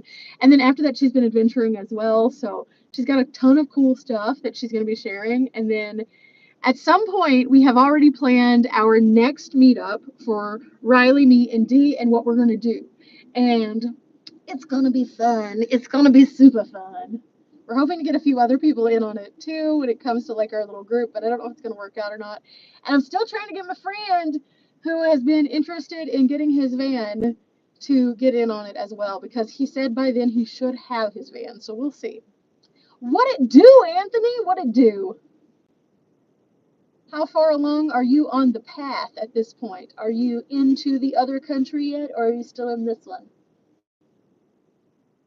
What brand is it? It is a Murphy's Outfitter bag. So Murphy Outfitter, who is in the chat here, he has an Etsy shop, and he has all sorts of different kinds of designs, and you can find the one that works best for you. But the thing I like best about Guy, Mr. Murphy, is the fact that like when you put in an order, you get to like kind of customize your specs so that you can do either a left hand or a right hand approach with it. And a lot of companies, you get one or the other. So he makes sure that you're going to have the best comfort for it. And because of that, it is super handy. We had such a good time too, Guy. It was so fun. And I do hope I get to meet your wife at some point in the future because she sounds like a gem. Okay, so Bradley, it's interesting that you say skydiving because Riley would like very much to skydive. Um, This is a weird story. This is a super weird story. I had told her before that I would go skydiving, but only if Rocky was there. That's the guy who passed away. Because he was so well versed, and at the same time, he was one of those people who would communicate with you exactly what you needed to know. So I told her that I would go, but we had to go to Rocky's place.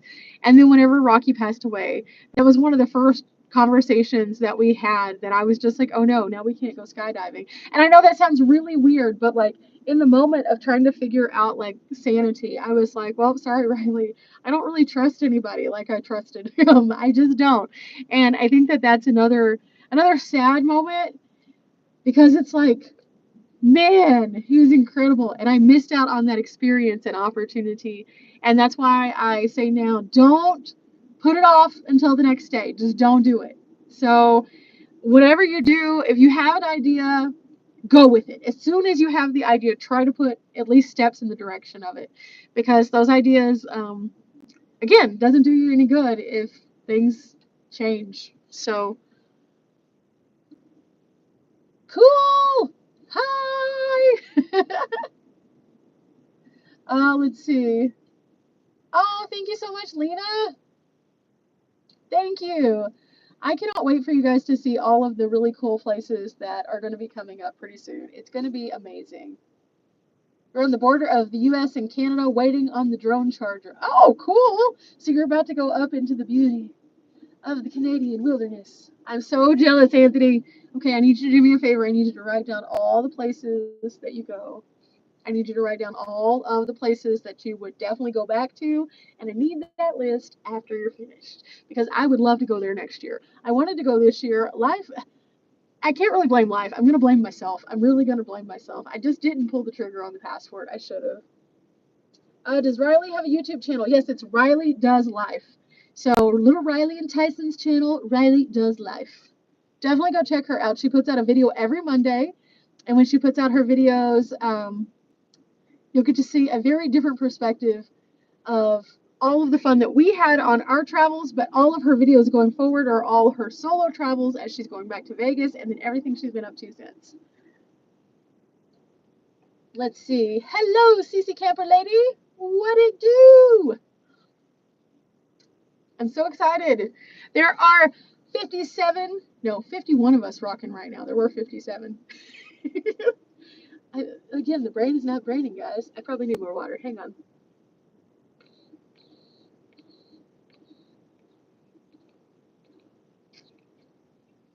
Sorry, it takes twice as long to drink water out of this one than this one, but this one is almost at the end, so it's just longer water breaks. It reminds me of the movie Waterboy. Yeah. Foosball is the devil, Bobby. It is different, every single one of us. And the funny thing is, we all film in such a way that we're all just going constantly doing different things. And then when you see the other person's perspective or their video, you're like, oh, I didn't even know you filmed that. Or, oh, that's where you use that. Or stuff like that. It's just really funny to see how people capture and view the world differently. And so it's really fun. Let's see. Yay, you'll send us pins. I am happy. Oh, you're gonna see some cool stuff. Like every person that I've talked to from Texas who's gone to Canada and up to Alaska this year, they're all like, "Oh my gosh, most incredible trip of my life." And I'm just like, I want that incredible trip. I do, I do. Also, one of the ladies and gentlemen that I spoke to yesterday here at my campsite that I'm at, which I will have to send you a text in a little bit, Anthony. Um, they were saying that they actually rode the ferry up and then they drove back, and they didn't make any kind of accommodations before really for campsites except for at Denali. And they said that at Denali they had walk-ins available when they were there. So you may be able to score some extra special things because they said that once you get further up there, a lot of people go on the cruises and then go into the parks in tour groups as opposed to going up as van lifers. And so there were a lot of openings. They also had a tip to take more groceries because like a single can of beans was like $8. So if you got room, tell Tux he's got to give up some of his space. Let's see. I would love to go to Banff as well. I think that would be amazing. Banff, Denali. I think that those places are places that I would like to be able to touch the ground in at some point. So I want to go to Canada, and then I want to go to Alaska. And along the way, I've been watching. So I kind of periodically watch YouTube. I don't watch as much YouTube as I did at one point because I'm just driving so much. But every so often, I'll catch one of Chrome's videos whenever he's wandering around, and I'm just like, wow, all of those like provincial parks are just beautiful. I would love to go to some of them. I can't for the life of me remember all their names. So, yeah, so I think that if I could go to Banff and then just keep on going up, I could probably be the happiest human. I would never want to leave though until it got cold, probably. Had a neighbor that had so much trash in their yard one time. Oh no, that's not cool because then it's not like contained and then it just kind of goes and then it becomes your trash and then that's not your responsibility. Yes, British Columbia would be so pretty.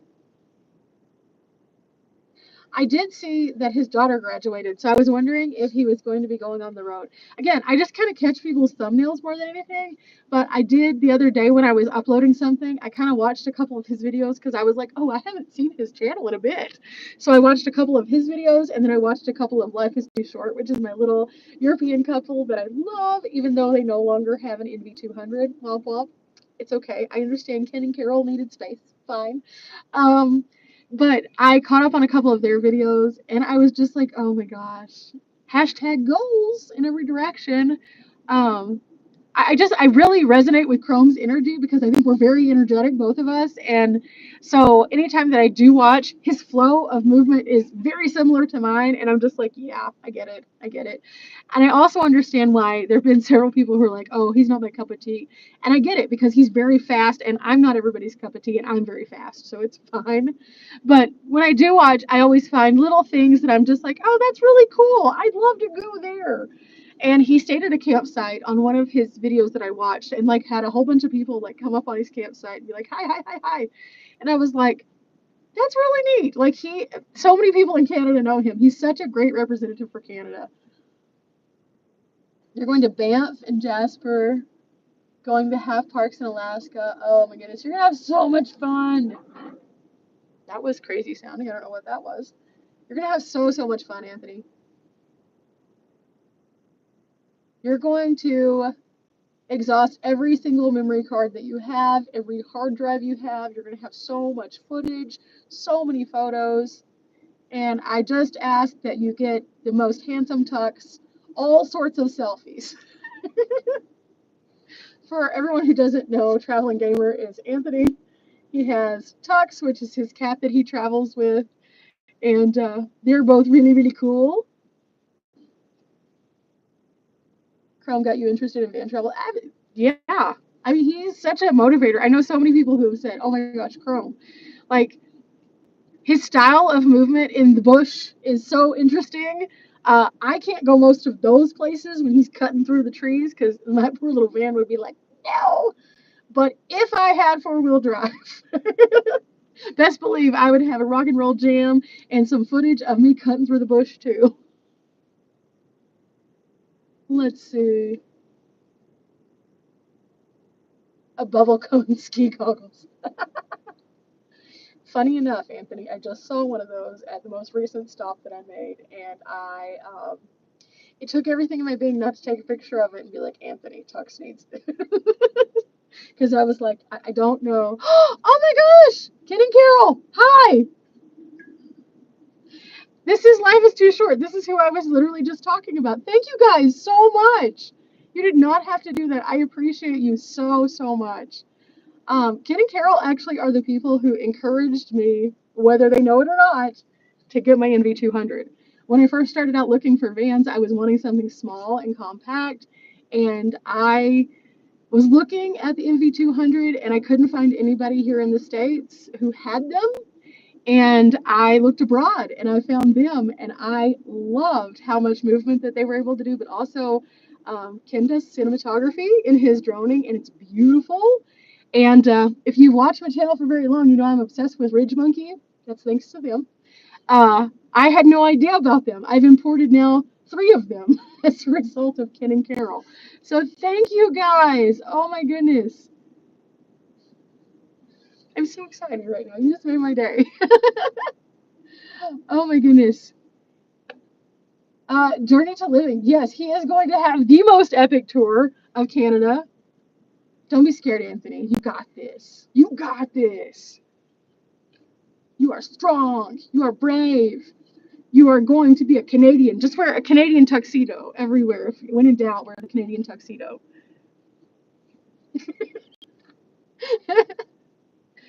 Oh my goodness. Yeah, I've just been sitting here though, guys, and chatting with you guys for a while, and I am having so much fun. Let me give you a few hints because I know I've had several people asking where I was going next because they knew I was in Texas, and I will hint. I went to higher altitude. I went to places I've never been before. I revisited a few places that I had been before, but in a completely different way. And I am taking the tips that you guys have given me as to what you would like, as well as integrating them into my Q&As. And I mentioned this kind of at the beginning. I have 3 Q&As that are going to be coming out. One that is based on like the van, one that is going to be more personal, and then one that is more like overarching, like travel, I guess. The van and the travel kind of merge because some of the questions could go either way.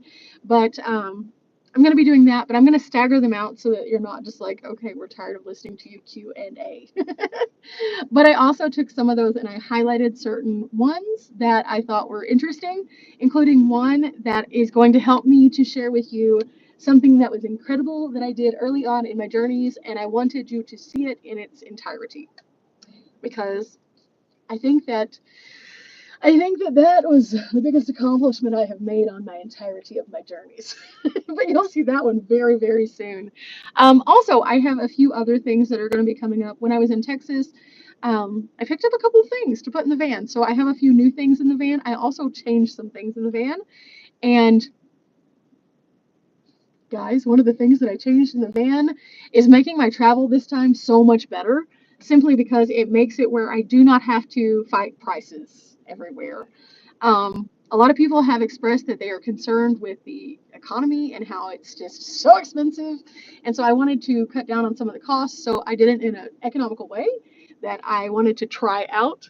And we'll see how it goes, but I'll be following up kind of as we go. And so that's all coming out. And then also, I have a little bit of a new format for 2 different things that'll just kind of bring you guys into the inner circle on the day in the life videos.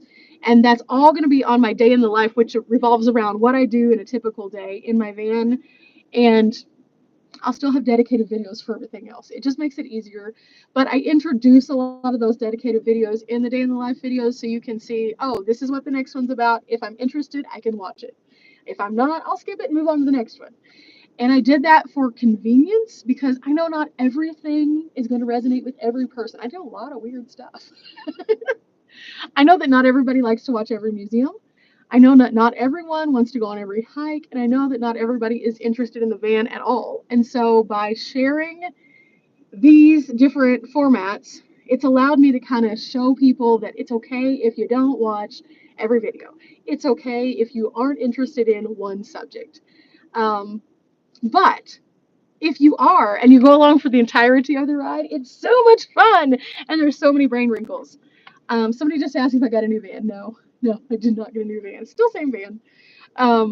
But I've just kind of changed some things out in it, and it's nothing super serious, but it took work to get back to this point. Also, I do give a follow-up later on about my curtain. However, my curtain is currently still working well. For anybody who's here, of course, you guys get the extra little bit. So the curtain's doing well. We love the curtain. So far, the solution is working. I'm not going to give a full go on review and be like, yes, go buy these little sticky things until summer is over, though, because summer is the hardest time for the curtain. That's always been the issue. And for anybody who hasn't been along on the curtain journey, it's been a ride. I've tried a lot of things though, and this one seems to be the best one so far, and I'm loving it. Not a fan of the makeup stuff. I understand. What's funny is there's a lot of people who, especially people who kind of knew me at the beginning of my journey when I was very glam and fancy all the time. They ask why I don't do my makeup as much now. So whenever I do sit down and do makeup or something like that, they're like, oh my gosh, yes. But at the same time, that's not something that the general public is like, oh yes, please do the makeup. So it's okay. But yeah, it's interesting to see the evolution. And to answer the question, the reason why I don't really wear makeup as much now is because I've just tried to like let my skin be my skin. And with the exception of the fact that I don't have great eyebrows, so occasionally I'll put on eyebrows or I'll put on light makeup or something so I don't look like I have no eyebrows. I'm fine. I wear a good tinted sunscreen and we are good to go. Let's see. I have the same van. It looks bigger from that angle with the curtain. Okay, so let me explain. The curtain is helping because it's like shuttering the craziness. I also have this curtain, which makes it expand out, but also you are sitting on my refrigerator almost at the window. So we have some depth. So you're sitting in the passenger seat effectively. It's all about the angles. It's the angles. It's like every girl in their life. You learn to take pictures according to the correct angle for your figure. Well, this is my van's figure.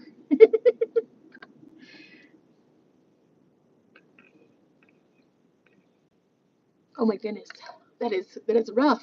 I don't understand why this one is so hard to uh to drink out of today. Zombie crawl makeup. Okay, so the zombie crawl makeup I should do a tutorial on. That was the most fun trying to figure out. So as most of you know, I've done the zombie crawl twice now. The first year I was ill prepared, did not go with supplies, so I just used this palette that I had, and I was a green zombie. Ugh. And then that was okay, but I wanted to be more authentic zombie. So last year, Dee and I planned, and we bought liquid latex and fake blood, and we bought graying palettes, and it was so much fun. And at the same time, imagine this. We are sitting in our vans and we're parked next to each other with the doors open, right? And there's people walking past because there's a sidewalk and they can hear us talking to each other, but they have no idea. Some of them didn't even know there was a zombie crawl going on. And all of a sudden, we just emerged. It was so much fun and it was for a good cause. And I love doing charitable things. And that was just so fun. So maybe we will do something with that just because like it was hard to figure out how to like make it look like your skin was like ripping off of your face with this liquid latex. And also just like getting the color where it looked okay, where we looked undead but not like too undead. We also saw some people who put in like hours of makeup time and they looked so good. So in comparison, we were like lesser zombies. But I would consider 1.0 green zombie to 2.0 like lesser zombie still a come up. So maybe we should do that. All I can say is that is the most laughter I have had in so long. This is why you don't do pictures. So this is the thing. I have been watching on, okay, a lot of people don't love TikTok, but I enjoy TikTok. I'll doom scroll away with my little thumbs. I'll get on TikTok and I will find topics that are of interest to me. I potentially watch TikTok differently than a lot of people do. I will go and look for a tag.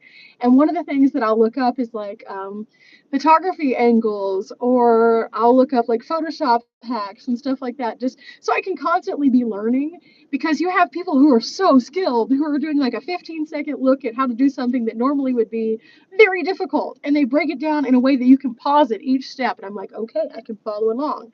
So I started watching some of the people who talk about like posing techniques so that you can get the most out of your frame. And I was like, okay, that's super cool. And it's really easy when you have another person there who can help you with that. However, when you're doing it by yourself, I normally would just like bust out my magnet mount, but you guys are on it right now. I have a magnet mount that I sit up and I can move around, but it's kind of limited. And then I have a tripod, but then I have to remember that I have a tripod and actually get it out. And so a lot of times I will settle for the, okay, I'm just going to set my phone in a random place and hope it looks okay. And there have been more than a few times where I am just like looking at it and I'm like, oh, it's all up under my nose. Or, oh, wow, we can see that all of this looks like it's 45 of them. Or like when it's down low and you're like pointing upward and you're like, oh, that's not flattering. So I feel for you. I do. I understand. But there are some great techniques to help elongate the body on there, was the whole point. So if you do have TikTok or even Instagram Reels, you can go type in a hashtag for photography or for posing angles and stuff like that. And that is helpful.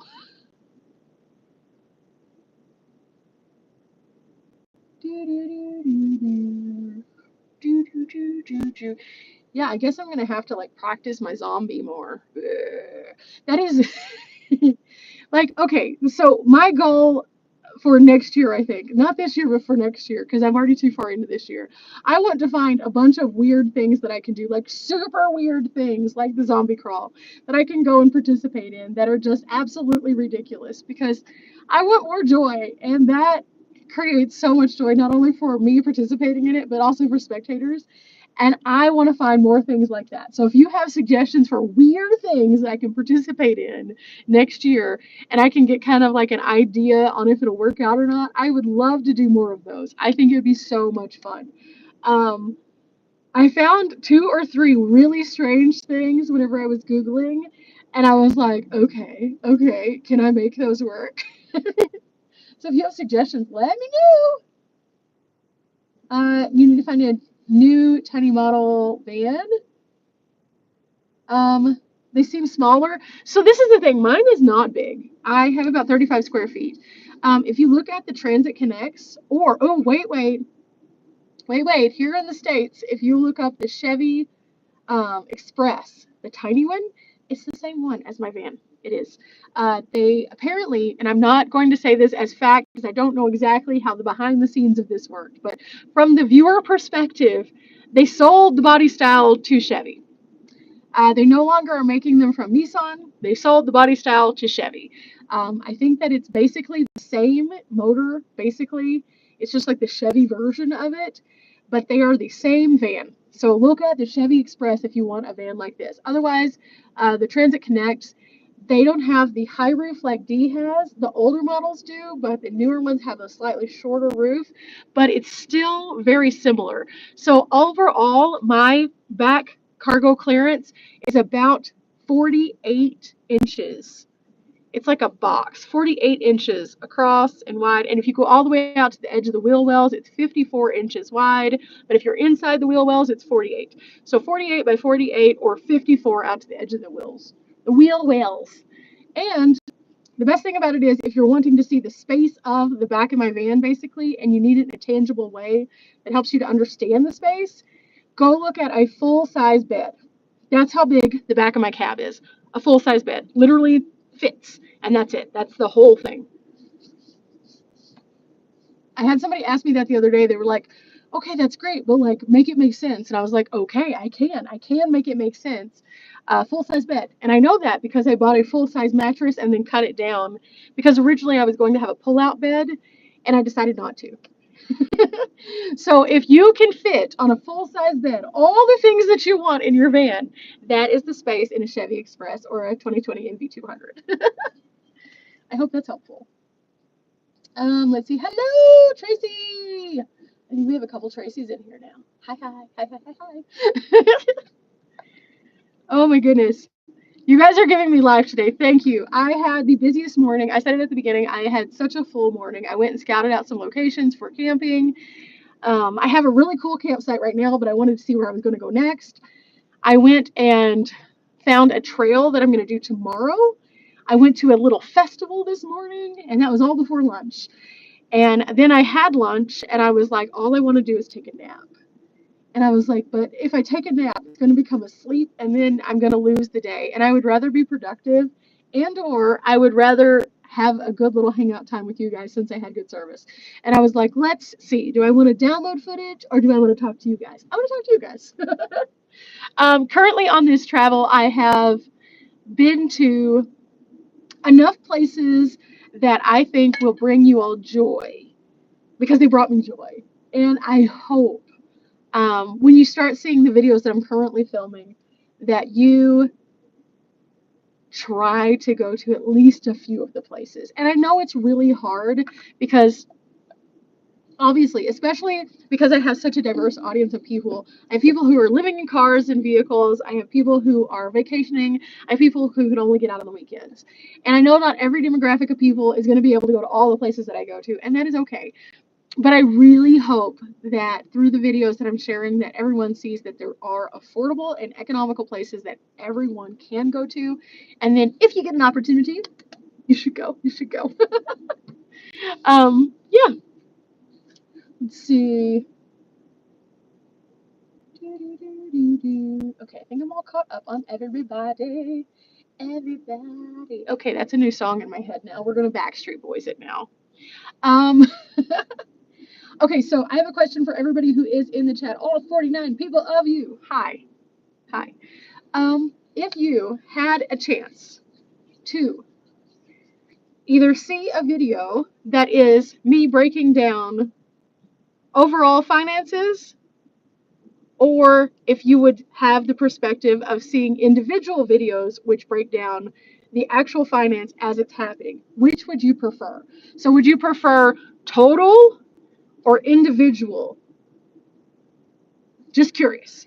If you would prefer total, you can put a T or a total, and then individual would just be like individual or I guess. I don't know. Or you can put a $sign or $2 signs. I don't know. Hello from Arkansas. I'm just curious because I am going to integrate some of that into my videos just for awareness so people can kind of see what is what. Total, okay, total. Now, this is my problem with total. This is why I wanted to ask this question. Total encompasses for me a full trip, which would be, for example, if I'm gone for 2 months and I kept up with my finances for 2 months. It's going to look a lot different than if someone is traveling in a different area for 2 months. Does that make sense?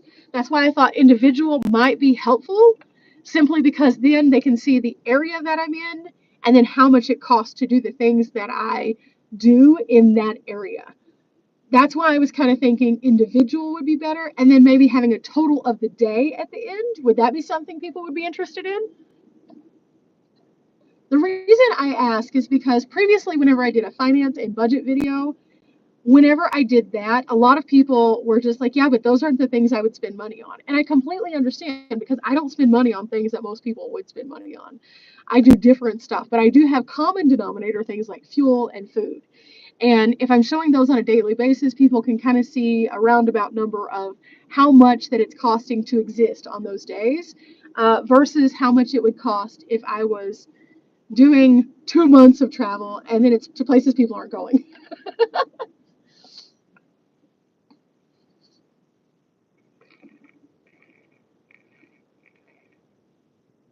I think we're going to have to put more water in this or something. Maybe that's the issue.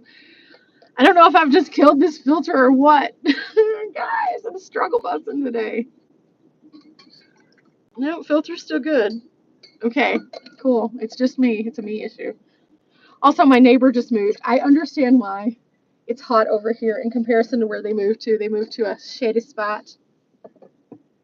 Some of us like tiny house stuff too. I'm so excited. I started that because a lot of people were just asking what it is that I do whenever I'm home. They were like, but what do you do? And I was like, well, I do normal things, but I am in the process of organizing and creating and making better. And before I left, I finished one of the best projects, in my opinion, something that old me would have loved and new me. And I say old and new.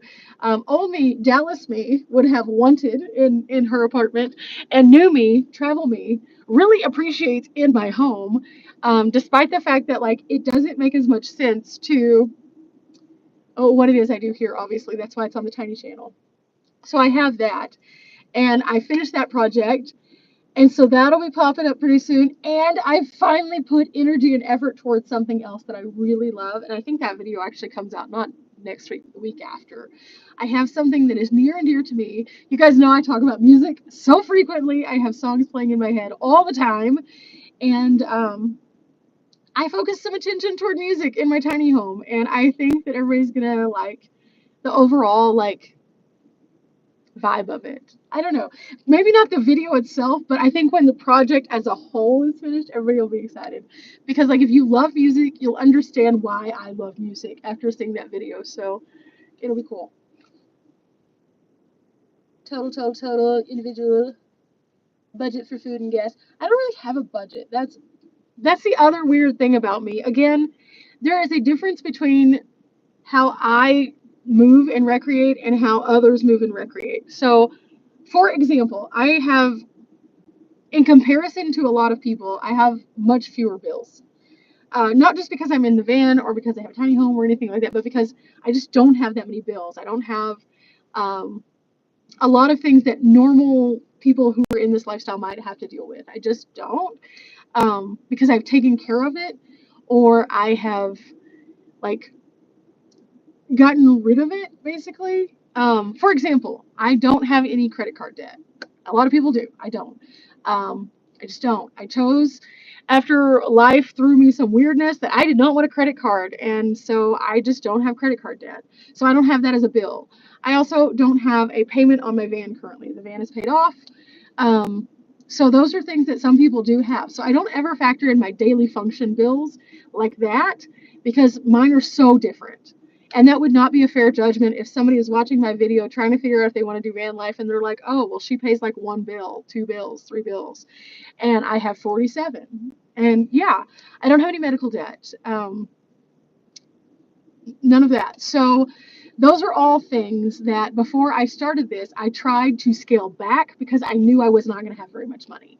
In fact, I've kind of talked about this before. When I started van life, I started after I had been working in a job that I took as a result of frustration. I was working a regular job and I really, really enjoyed that regular job. And then I got downsized out of it and I took another job. And I really liked that job until it turned into something that was no longer like healthy. It became very toxic.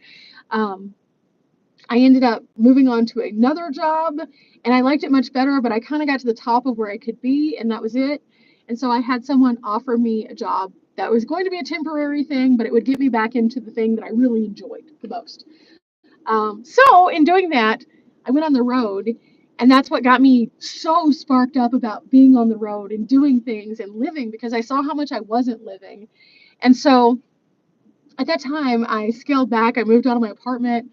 I basically put everything in boxes and put it in storage, and then I was gone. And when I came back, I ended up moving back to my family property and staying there, and then working and then taking off and working and then taking off. And I knew that my money was not going to be the same as it was whenever I had a weekly stable paycheck. So I had to learn real quick that I didn't want to have all those bills. And so I took care of as many of them as I can. And after that, I just would scrimp and save and go and scrimp and save and go. And that's why it kind of is frustrating when people are like, I just don't have any money. I can't do. I traveled for one solid month on $1,000 and had the best experiences ever. And I know $1,000 is a lot to a lot of people, but I figured out then after that when I got back, oh, if I just make $1,000, I can go for another month.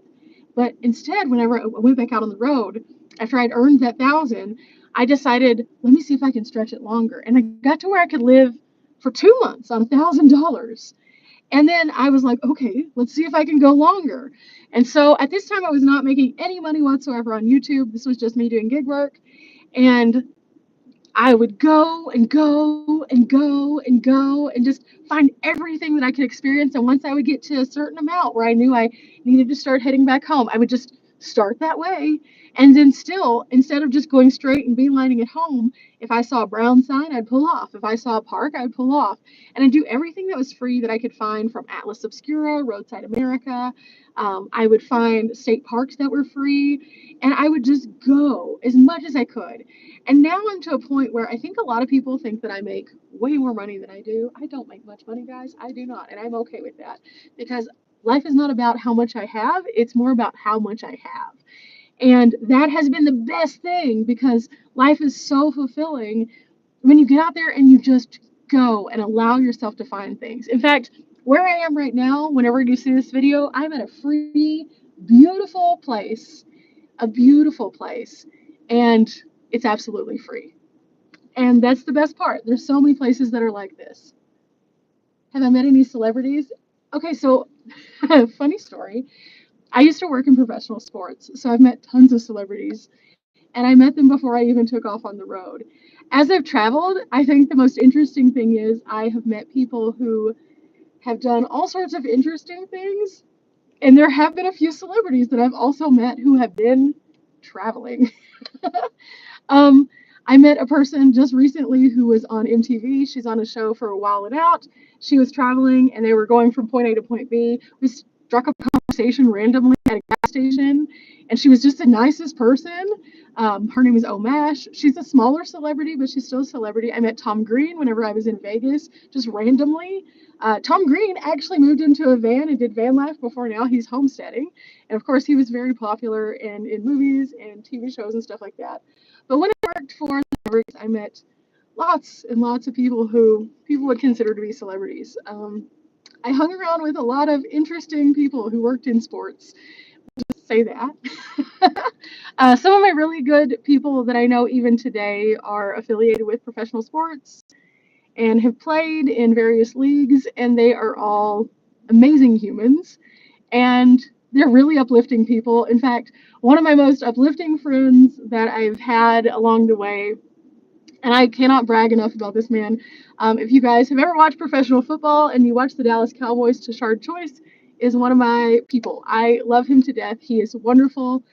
And I always am so excited because he is now coaching and living and thriving. But whenever he played for the Cowboys, I knew him and I got to hang out with him and still talk to him every so often. Super cool person.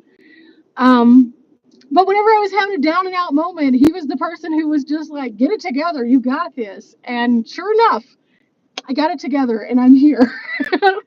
So I think that like that's the crazy thing is there's so many amazing humans out there who just have cool jobs. And so yeah, I've met several. Some of my weirder stories have involved some of the weirder celebrities that I've met.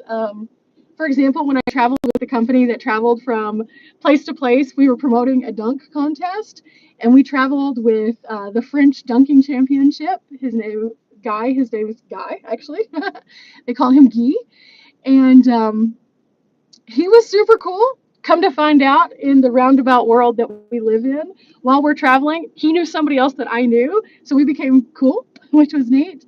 Um, but we all went out one night whenever we were in LA, and they were trying to show me the city, and they took me to this industry party, and I had no idea that we were going to it. I just knew we were going out for the evening to promote something. Come to find out, it was an industry party filled with the craziest names that you will ever hear, and I was just like, why am I here? This makes no sense. But it was really interesting because there's so many fabulous people there, and I got to converse with people who, like, again, they're just normal people, but at the same time, like, most people would be like, what? I was just like, okay, this is where we're at. Let's go with it. Let's have fun. Uh, but yeah, I've met all sorts of interesting people. Let's see. Credit cards are awful. So yeah. I mean, I think that credit cards are a great asset. So I'm not going to dog credit cards completely.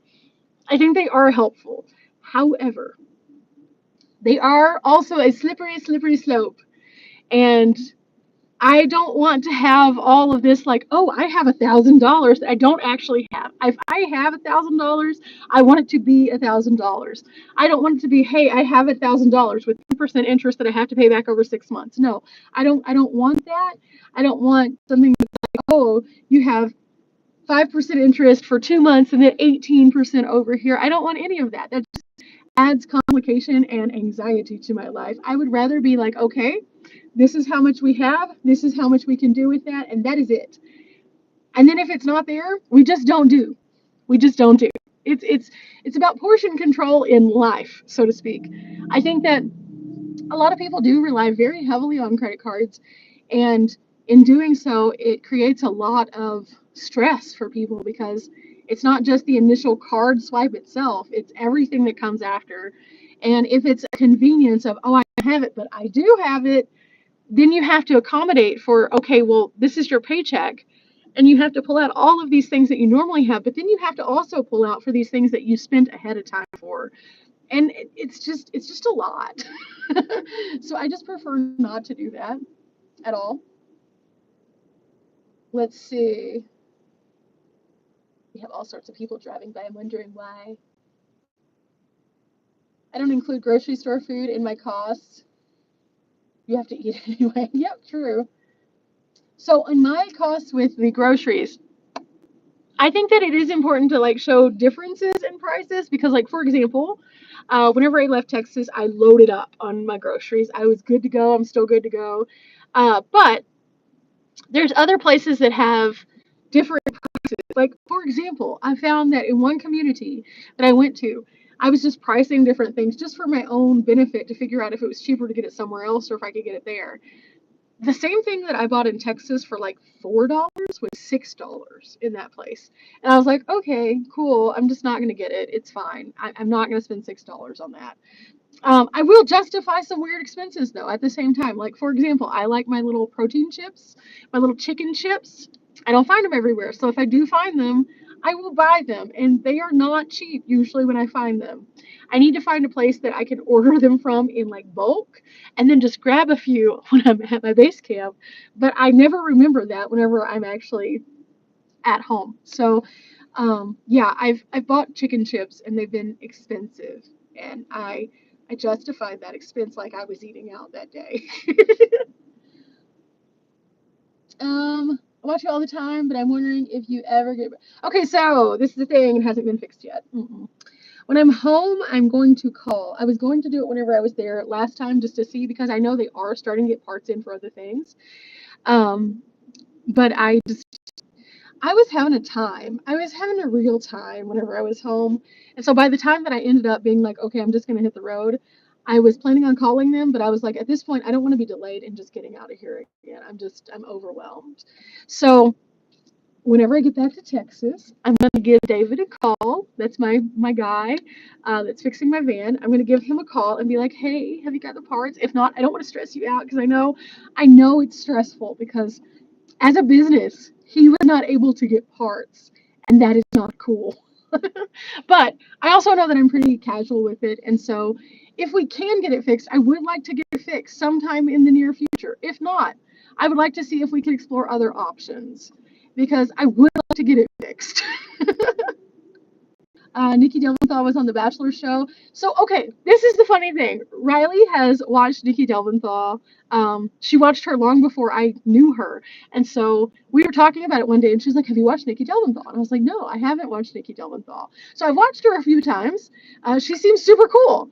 But I had no idea until Riley was telling me. She's like, yeah, she was on The Bachelor, and then she was apparently a sports cheerleader too, which I think is really cool. So at some point, if I ever see her on the road, I think it'd be really cool to be like, hey, what's up? Hi, Nikki. Cool. But also, I'm really weird about like not approaching people because like I understand that if you don't know someone, it's weird when somebody walks up and is like, hi. Like, it's different if you have like a rapport with them, but if I was to just walk up to Nikki Delventhal when I've never talked to her before and I've never commented on her channel and be like, oh my gosh, hi, she would be freaked out. I understand. So I don't want to do that to her, but I think it'd be cool. I think she'd be a very nice person. She seems to have a lot of like positive things that she's doing for like animals, and I love that. So yay, there should be more people who are doing those things. Hello, Sheila. Hello, Bailey. We're gonna try this. Actually, you know what? This is water that I know for a fact is clean. I don't have to filter it. So I'm just gonna go around the filter.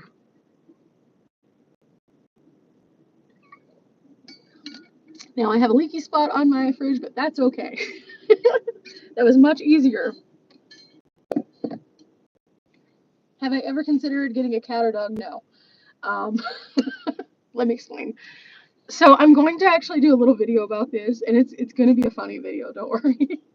But no, and the reason why is because like unlike right now when I'm actually sitting in the van, I'm usually not in the van. I get away from the van as much as possible. I have a very small space here, so typically I am living my life outside. It is not fair for an animal to sit in the van. And a lot of places that I go do not allow animals. When I travel with Riley, we make concessions because Tyson is with her. And so a lot of times we do not go to the places that Tyson is not allowed. However, when I travel by myself, I go to all of those places. A lot of national parks do not like dogs. I love national parks. A lot of state parks are now getting to where they regulate you having dogs because people have let dogs off leash. They've had altercations. They've left feces and stuff everywhere. Not cool. So no, I don't necessarily want a dog. Also, a cat, same thing. It's not fair to the animal if they were to be with me in the vehicle. It's just not. I don't have ventilation for that. I don't want to modify my travels. My goal is to just go. And if I had to be responsible for something else, that would just be too much. And a lot of people are like, but don't you miss companionship? And I kind of talked about that earlier. I'm not really lonely or bored, so I don't really crave companionship. Um, I talk to every doggo out there. When I see them, I'm like, hi, how are you? And then if their owner is okay, I pet them. I always ask first also because not every dog is nice. For example, if you run up on Tyson, he is a nice dog. He is nice, but he's feisty and he doesn't like to be pet. And so if you try to pet him, he's going to try to bite you. And that's just him. And it's not because of anything that you did. It's just because he doesn't like people touching him. He's a very small dog. I think it makes him nervous because we're big. And again, super nice. He's cool. He's a little all over the place, but like he's a cool dog. But at the same time, he has a personal space boundary. And other dogs are like that too, and they're big dogs. And so I try to respect that by saying, hi, can I pet your dog? And then I also always give my hand to the dog like this so they can smell it. And then I will pet the dog. I never want to just, because that can trigger a dog. We don't want to do that. So I'll just pet their dogs, I'll pet their cats, and it'll be fine. And other than that, I talk to all the forest animals and the lawn and like the woodland critters and stuff like that. I'm just like Snow White, so I don't really need companionship. I'm good.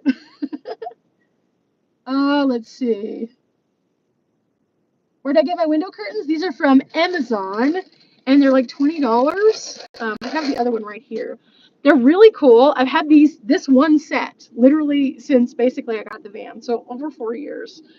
And it's just a little curtain. It has this top part, and there are tiny magnets in this. So whenever, especially on the NV, whenever you open it up, there's a nice plane that you can stick these to, and it just sticks up in there, and then you can close the door, and it goes all the way to the edges. And so I have kind of an obscure size window. So these are really good for that. These are, I think, the extra large ones. I did have them in my store. My store kind of got messed up on Amazon, and so it dropped a bunch of my products, so I'm not sure these are still, but they're just blackout window curtains, extra large, and they're magnetic. So they're super easy to use. And I can put them on the windows and also put up my front visor window thing in less than 2 minutes, and then I can just be done. Let's see. I also have some like socks that go over it. They're extra large also. And when I want to have the windows where they can breathe, I'll put those on there, but I don't really sit still very long. So normally I just don't do that. And like right now I have the air on because I needed to charge my phone while I talk to you guys. So yeah. It's a little freaky to meet people you watch, but they're awesome too. Yeah, I understand. Like, it's one of those things that a lot of people have asked me. For example, they want to know if I know Bob or Chrome, if I've met them. I have not. I've not met either one of them. If I did meet them, I would want to meet them in an organic way. I wouldn't want to meet them in a I'm in a line, hi, how are you? Because I feel like as much as those are good connections, I feel like I would rather have just like a kick it connection. A kick it connection is more so like an organic thing where you just like happen upon somebody and they're cool and you're cool and then you have a conversation. And then it's not on a level of you're on YouTube and like I'm looking up to you. And I know that sounds really weird because like I do YouTube, but at the same time, like I feel like when you meet people just randomly, like it's cool because then you get to know who they are. And a lot of times when people want to meet you because of YouTube, they know who they think you are, but you have no idea about who they are. And they aren't interested in sharing that. And there is a very different feeling to that. Like if I meet somebody, I want to know them. I want to know who they are. I want to get to know them. And if they already know who I am and stuff like that, I want to know who they are, you know? But at the same time, a lot of people don't want to talk about themselves because they don't want it to be about them. They want to be about the interaction they're having with you because they see you on YouTube. And it makes for this like kind of unbalanced conversation and it's uncomfortable sometimes because it's even though people are super nice, it's like I want to know who you are, you know? Like that's the cool thing. I'm going to have a connection with somebody. Like I want to know who they are. And I'm curious too. So like I think that if somebody were to like happen upon me and be like, "Hey, what's up?" I would be like so much less alarmed. And I'm sure that Bob and Chrome are probably the same way. And I just use them as an example because they're the largest two creators in our space. But they're also the ones that I get asked the most if I have met. And no, I haven't met either one of them. I have not. I haven't met a lot of people because I kind of stay in my little solitude bubble, just hanging out. I move too fast for most people, so they're not interested in anything I have to say because they're like, whoa, slow down. And I'm like, I don't want to slow down. I want to go. I want to go. I don't want to sit. Again, going back to my travel style is very different, and everybody's travel style has to align for it to be like a cool, cohesive thing. So, yeah, I think people are super cool, but it can be kind of weird. Let's see. I gotta get a new song, guys. I gotta. It's either this or Mario music, and Mario music hasn't been evading my brain as much. Let's see. I didn't know she was on the show either, and I watched the show she was on. Yeah, I don't watch The Bachelor, so I don't watch a lot of reality TV. Popular shows are not usually what I watch. I watch obscure things when I do watch things.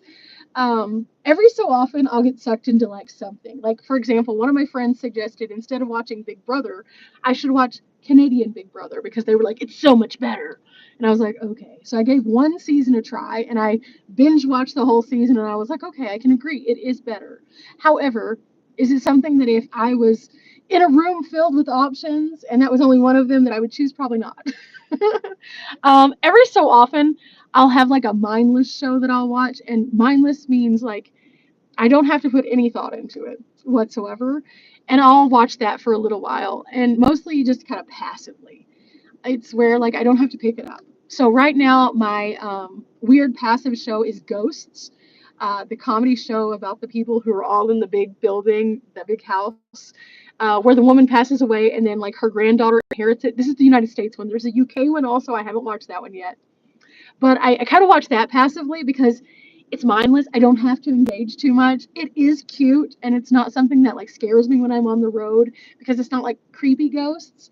But I'll watch that and then I'll pick a random other show and I'll be like, okay, this is the new random show I'm gonna watch. Oh my goodness, have fun in Hollister. Don't get into too much trouble. But yeah, that's kind of what I do. Is I don't really watch as many of the reality-based shows. So I didn't know Nikki. I didn't know Nikki at all. Oh my goodness, Riley probably would be like, "Oh my goodness, I know who she is." It's kind of funny though because like, so there's times whenever we've been places and we'll see somebody who obviously we know kind of, and I say kind of because like I've met you once, I kind of know who you are, but at the same time, even with that, like for example, there's this couple that does they had a box truck. I think they have a box truck again. But they did the music at Schoolypalooza, and they were really cool, very engaging. We talked and stuff like that. But at the same time, they met 4 million people at Schoolypalooza. I don't expect them to remember me. So the next time that I saw them was at another event. And I was like, "Hi, how are you guys? I know you have no idea who I am. We met at Schoolypalooza. I just want to say, hey, we're camping close." And they were super cool, super chill. At the same time, did I feel obligated for them to speak to me? No, because I know that in a sea of people, they vaguely knew who I was.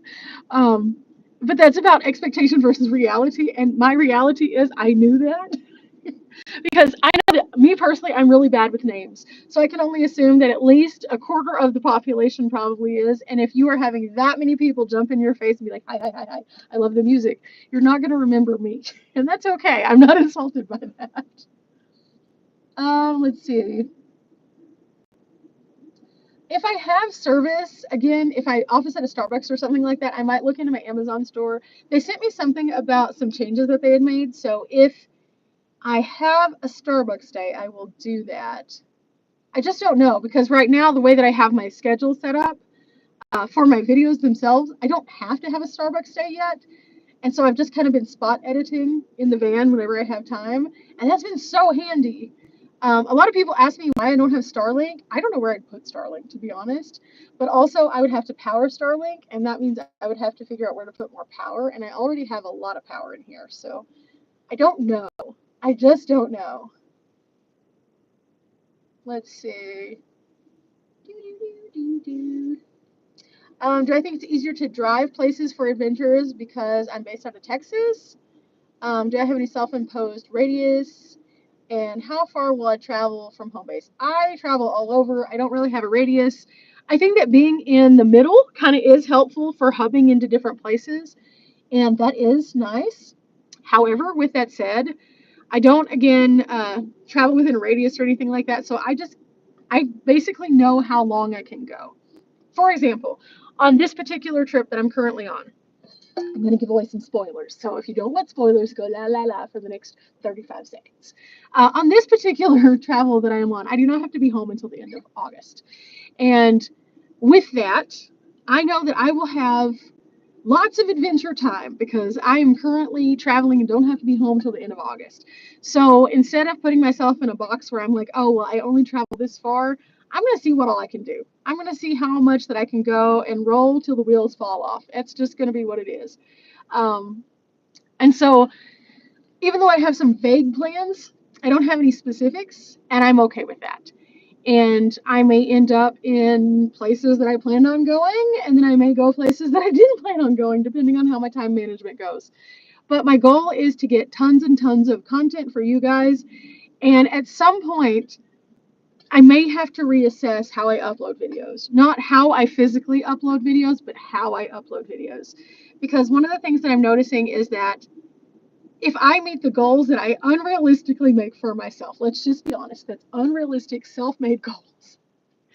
My goals are to provide all the information that you guys could need to plan trips, to give you tons of cool stuff to like look at, and also to show you how I live, right? So if I do all the things that I have set forth to do, I may have to add a video per week, just based on what I already have and what I am currently, the trajectory that I am on. And I might do that. I'm not sure.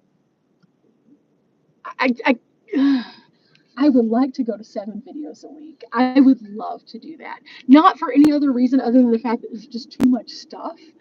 For example, in the last week, I have done at least 10 notable things. Notable things.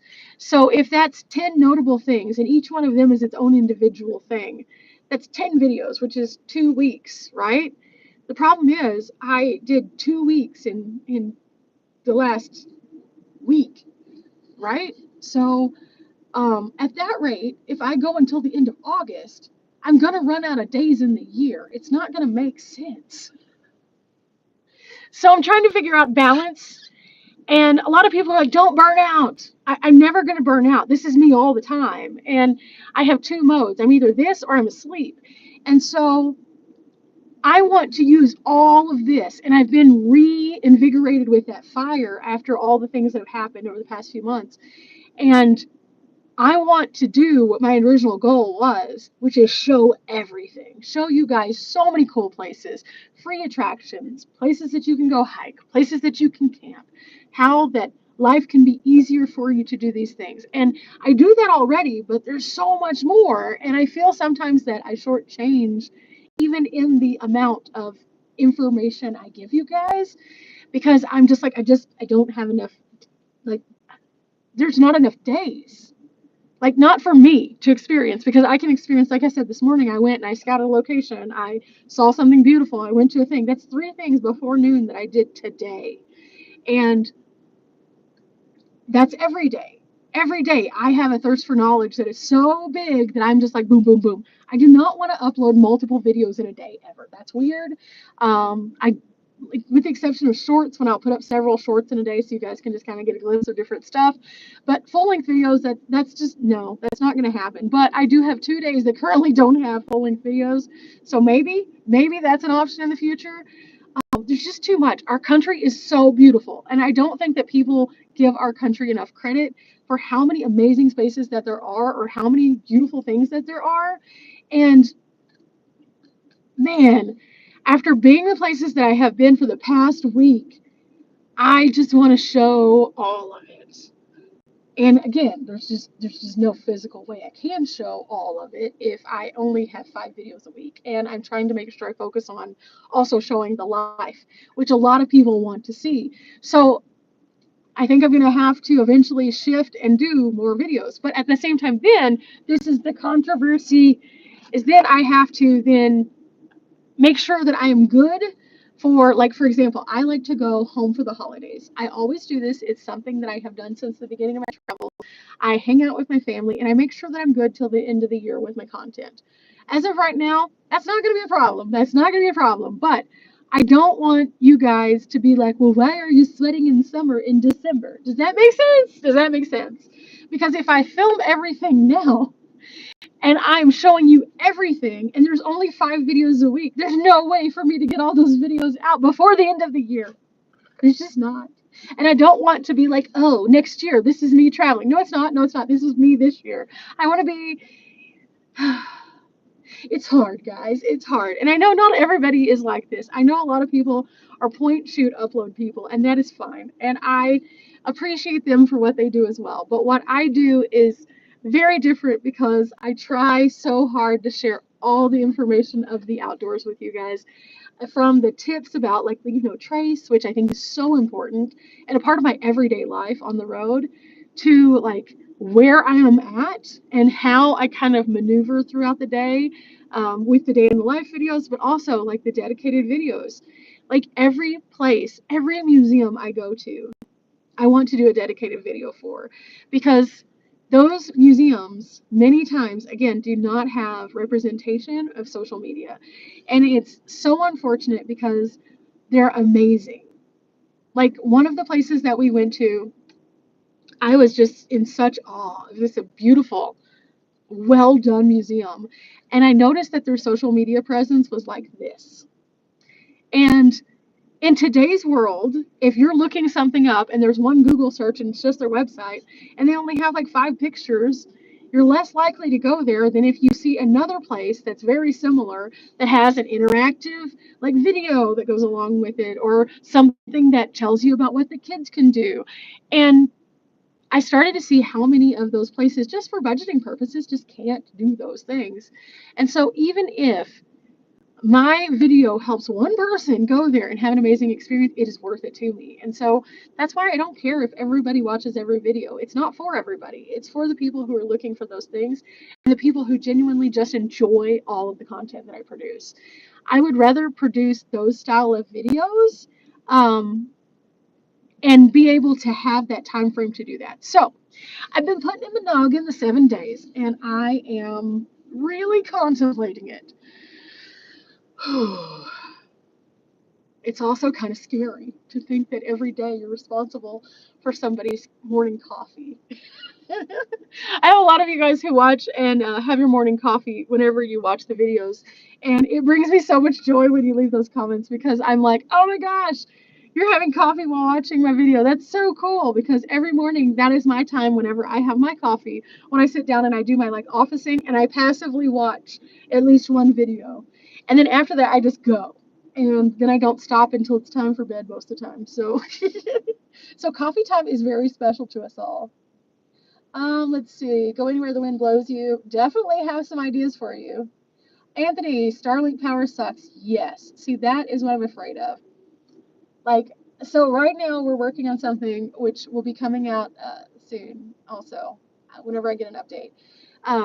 We're working on something with my parents' rig, and they're going to have more power than I will ever know what to do with. But as for me, I'm a power station queen. I test them out, I bring them on the road, we got them all going. And some of them are better than others, and some of them can handle the Starlink better than others. And it doesn't mean that they're bad power stations. It just means that that's not their wheelhouse. And so I kind of am like, okay, well, if I rotate power stations, am I going to have one that I know is just for that? Yes. Is that going to have to be the consistent one in my van? Probably. And so which one is that going to be? Because like right now, I did the Jackery review and I have it in the van and I am loving it. It's perfect for something new that I bought that I haven't shown you guys yet. One of the silliest videos I've ever made. You'll understand when you see it. But I bought this thing for the van and I bought it under the understanding that the Jackery was going to be what ran it. And the Jackery is kicking it out of the park with it, that's for sure. But I kind of try to use the Jackery only for that because I don't want to have to charge the Jackery every day. I just don't. So it's working out great. But if I had a Starlink that also had to have a dedicated power source, I'm starting to run out of room. Let's see. More, travel more, always more. What is it? Taylor Swift song. And the crowd is shouting more. That, yeah. You agree, America has so many beautiful places to see. Absolutely. I'm discovering new ones every single day. Every place that I go. Hi, Lucas and Colton. Have I ever been to Niagara Falls? No, I have not been to Niagara Falls. It is on my list, but that particular region is a bit harder to travel in, so I have not decided to go up there just yet. That's going to take some preparation and planning. At some point, I will go up that way, though, because I really want to see a lot of different things in that region. How many watts? Which one? Or are we talking about Starlink, how much it pulls? As for my van right now, I have 2,000-watt power stations. I have a 300-watt power station, and I have 1,500 or 1,000. Anyway, I have over 3,000 watts of power in my van right now.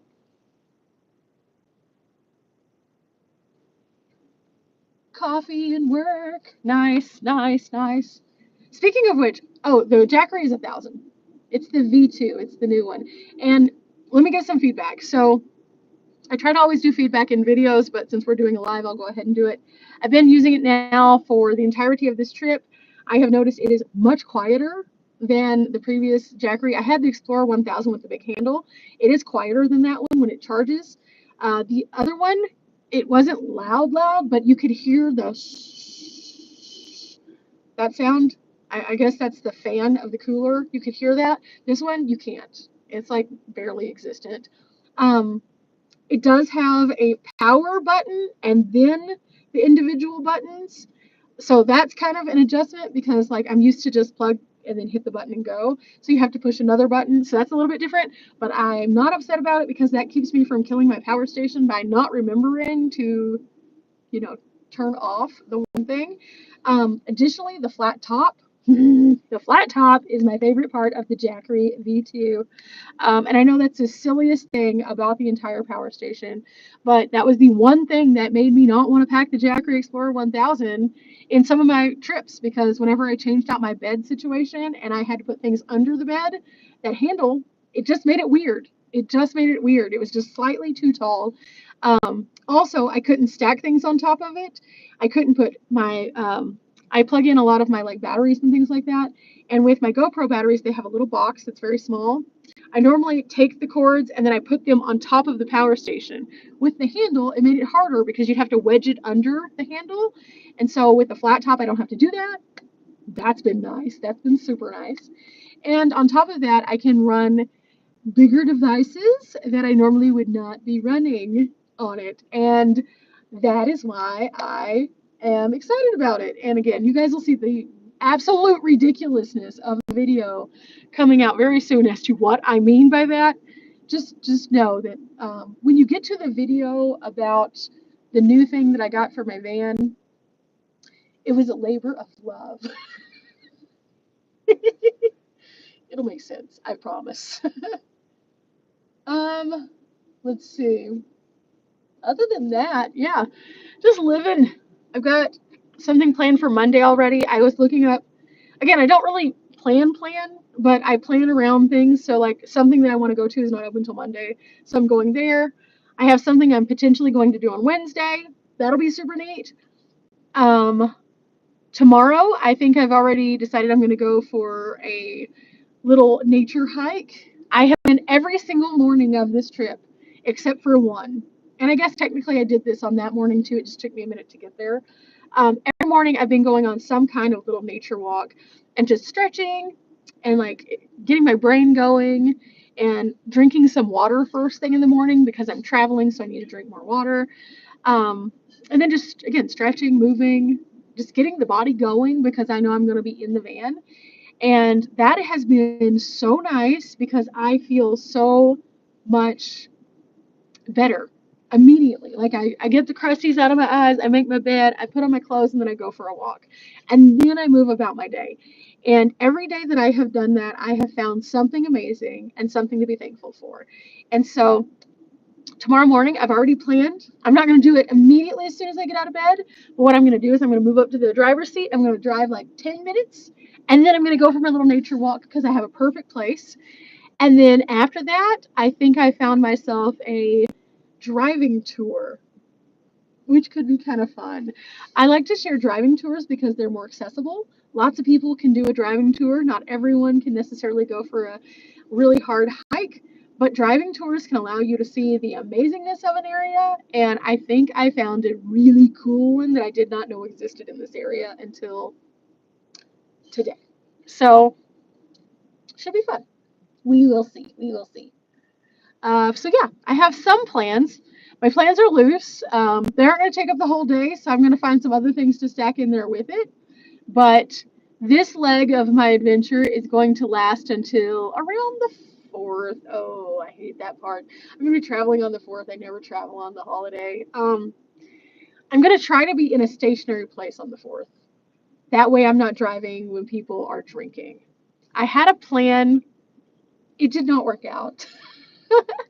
So I'm going to make another plan for kind of where I'd like to be. It may still end up being in the same area, but it will not be the same plan. I should have planned this one thing. You know how I was talking about earlier that I don't usually plan unless it's a campground? Well, in this particular instance, I should have planned because it was a thing that had a limited amount of tickets because of the 4th. And I just didn't think about it. I wasn't planning on being up here yet. I was just going to meander, and I just decided to be where I am now. And so, yeah, I have to come up with a backup. But that's okay. I have ideas. Oh, my goodness. Ouch. Anyway, though, let's see. Do we have any last-minute questions before I close out the chat? I'm trying to think. Is there anything else that I have been anticipating? Oh, I know. There's one thing. So the other day, I did a short about this. Somebody asked me a little bit more about this, and I wanted to talk about it. And I'm probably going to do an adventure using this book at some point because it's just so fun. It's just kind of a fun way to get moving. And so whenever I showed this book, I got this at Five Below. It was $5 and some change. They have tons of cute little books. I don't know if they have this one at every location, but they had it at Five Below. And it's just where you flip through, pick a page, and then it gives you a task, find new favorites, and then you read the comment below, and it's like spend the day trying to find a new favorite song, food, place, or person. Okay, so that's what you do for the day. And then after you finish the task, then you answer the question on the adjacent page if you're still interested in proceeding. So that's kind of how it works. I have found so many cool little random things. The other day, whenever I was staying at my campsite, I was like, let's just see what I end up with. And I just kind of flipped through and found this. This is actually the page right here, Head Up North. And I was like, okay. And it says, travel north until you reach the third neighborhood or town. And I was like, that is such a cute thing to do. So what did I do? I got in my van and I traveled up north and I just kind of looked around in the place that I was in. And I was like, I should have filmed this so people could see this. So I'm going to film a video of doing this. I was just doing that in my spare time just because I was like, ooh, I have a little bit of time. What can I do? And I realized how fun that could be, just kind of doing a random video about doing this book one day. So the person who was asking, though, the author is right here. And again, it's just a little travel guide. This would be a fun way to spend like a summer day with your kiddos if you have kiddos, and you guys could just fill your adventures with leave some postcards or gaze at the stars, eat like a local, trust your instincts. Each of these are so good. And yeah, so I wanted to make sure I mentioned that, though. Again, Five Below, $5, get lost, and it's a travel guide for anywhere. You can literally do this book anywhere. So yeah, that was the other thing I wanted to remember. That's why I'm saying we should write things down. I should have lists. I never make lists. A lot of people think that I research a ton of stuff before I go to places. I don't. I just learn while I'm there and share. I learn, I share, I remember. I learn, I share, I remember.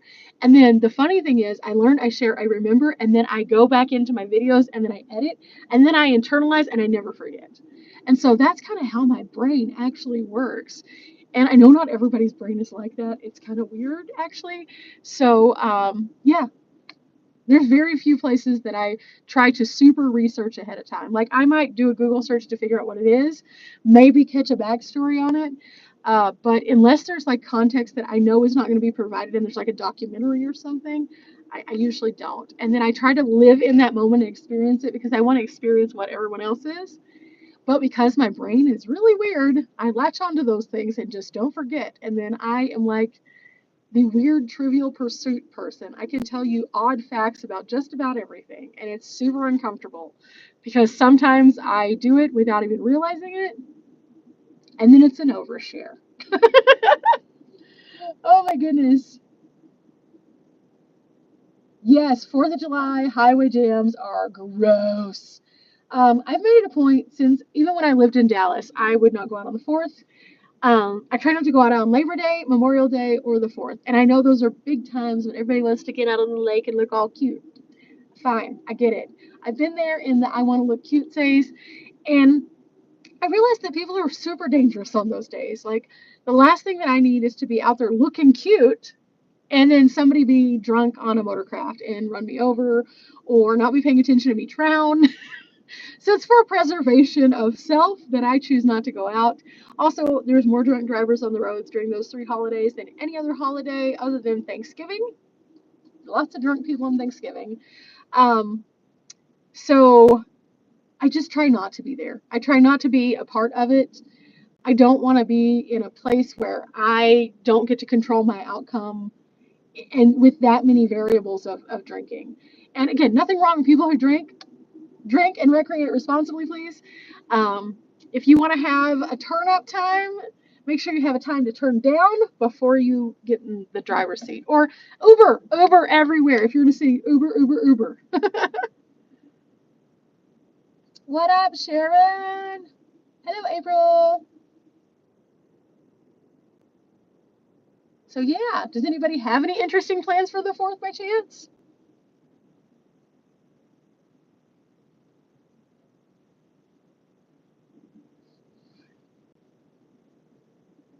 Up north in Flagstaff till move to Texas by grandbabies. Nice. Grandbabies are in Texas. Doo doo doo doo doo.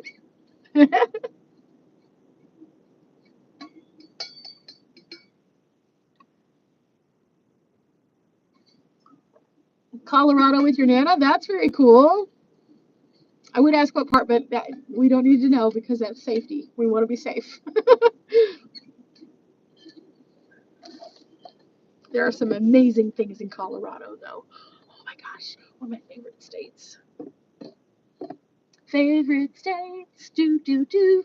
I was talking to somebody today actually, and I was speaking to them about like my hub states, the ones that I kind of go out of. And most of the time, whenever I pass out of Texas, I pass through Colorado, going to higher altitude, or I go to Arkansas and I hang out in Arkansas. I like both of those states. Both of them have so many natural places. They're amazing. And no matter how many times you go there, you're never going to see all of it. So every time I go, I try to check some things off my list. I'm like Santa Claus. I check my list twice. Um, but yeah, I try to check my list and see what else is there. And then after that, then I try to proceed accordingly to something I have not done before.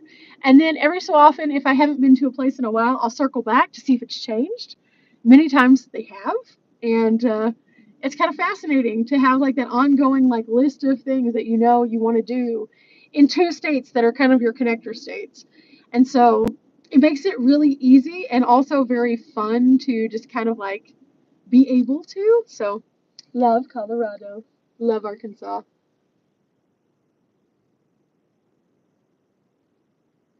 Let's see.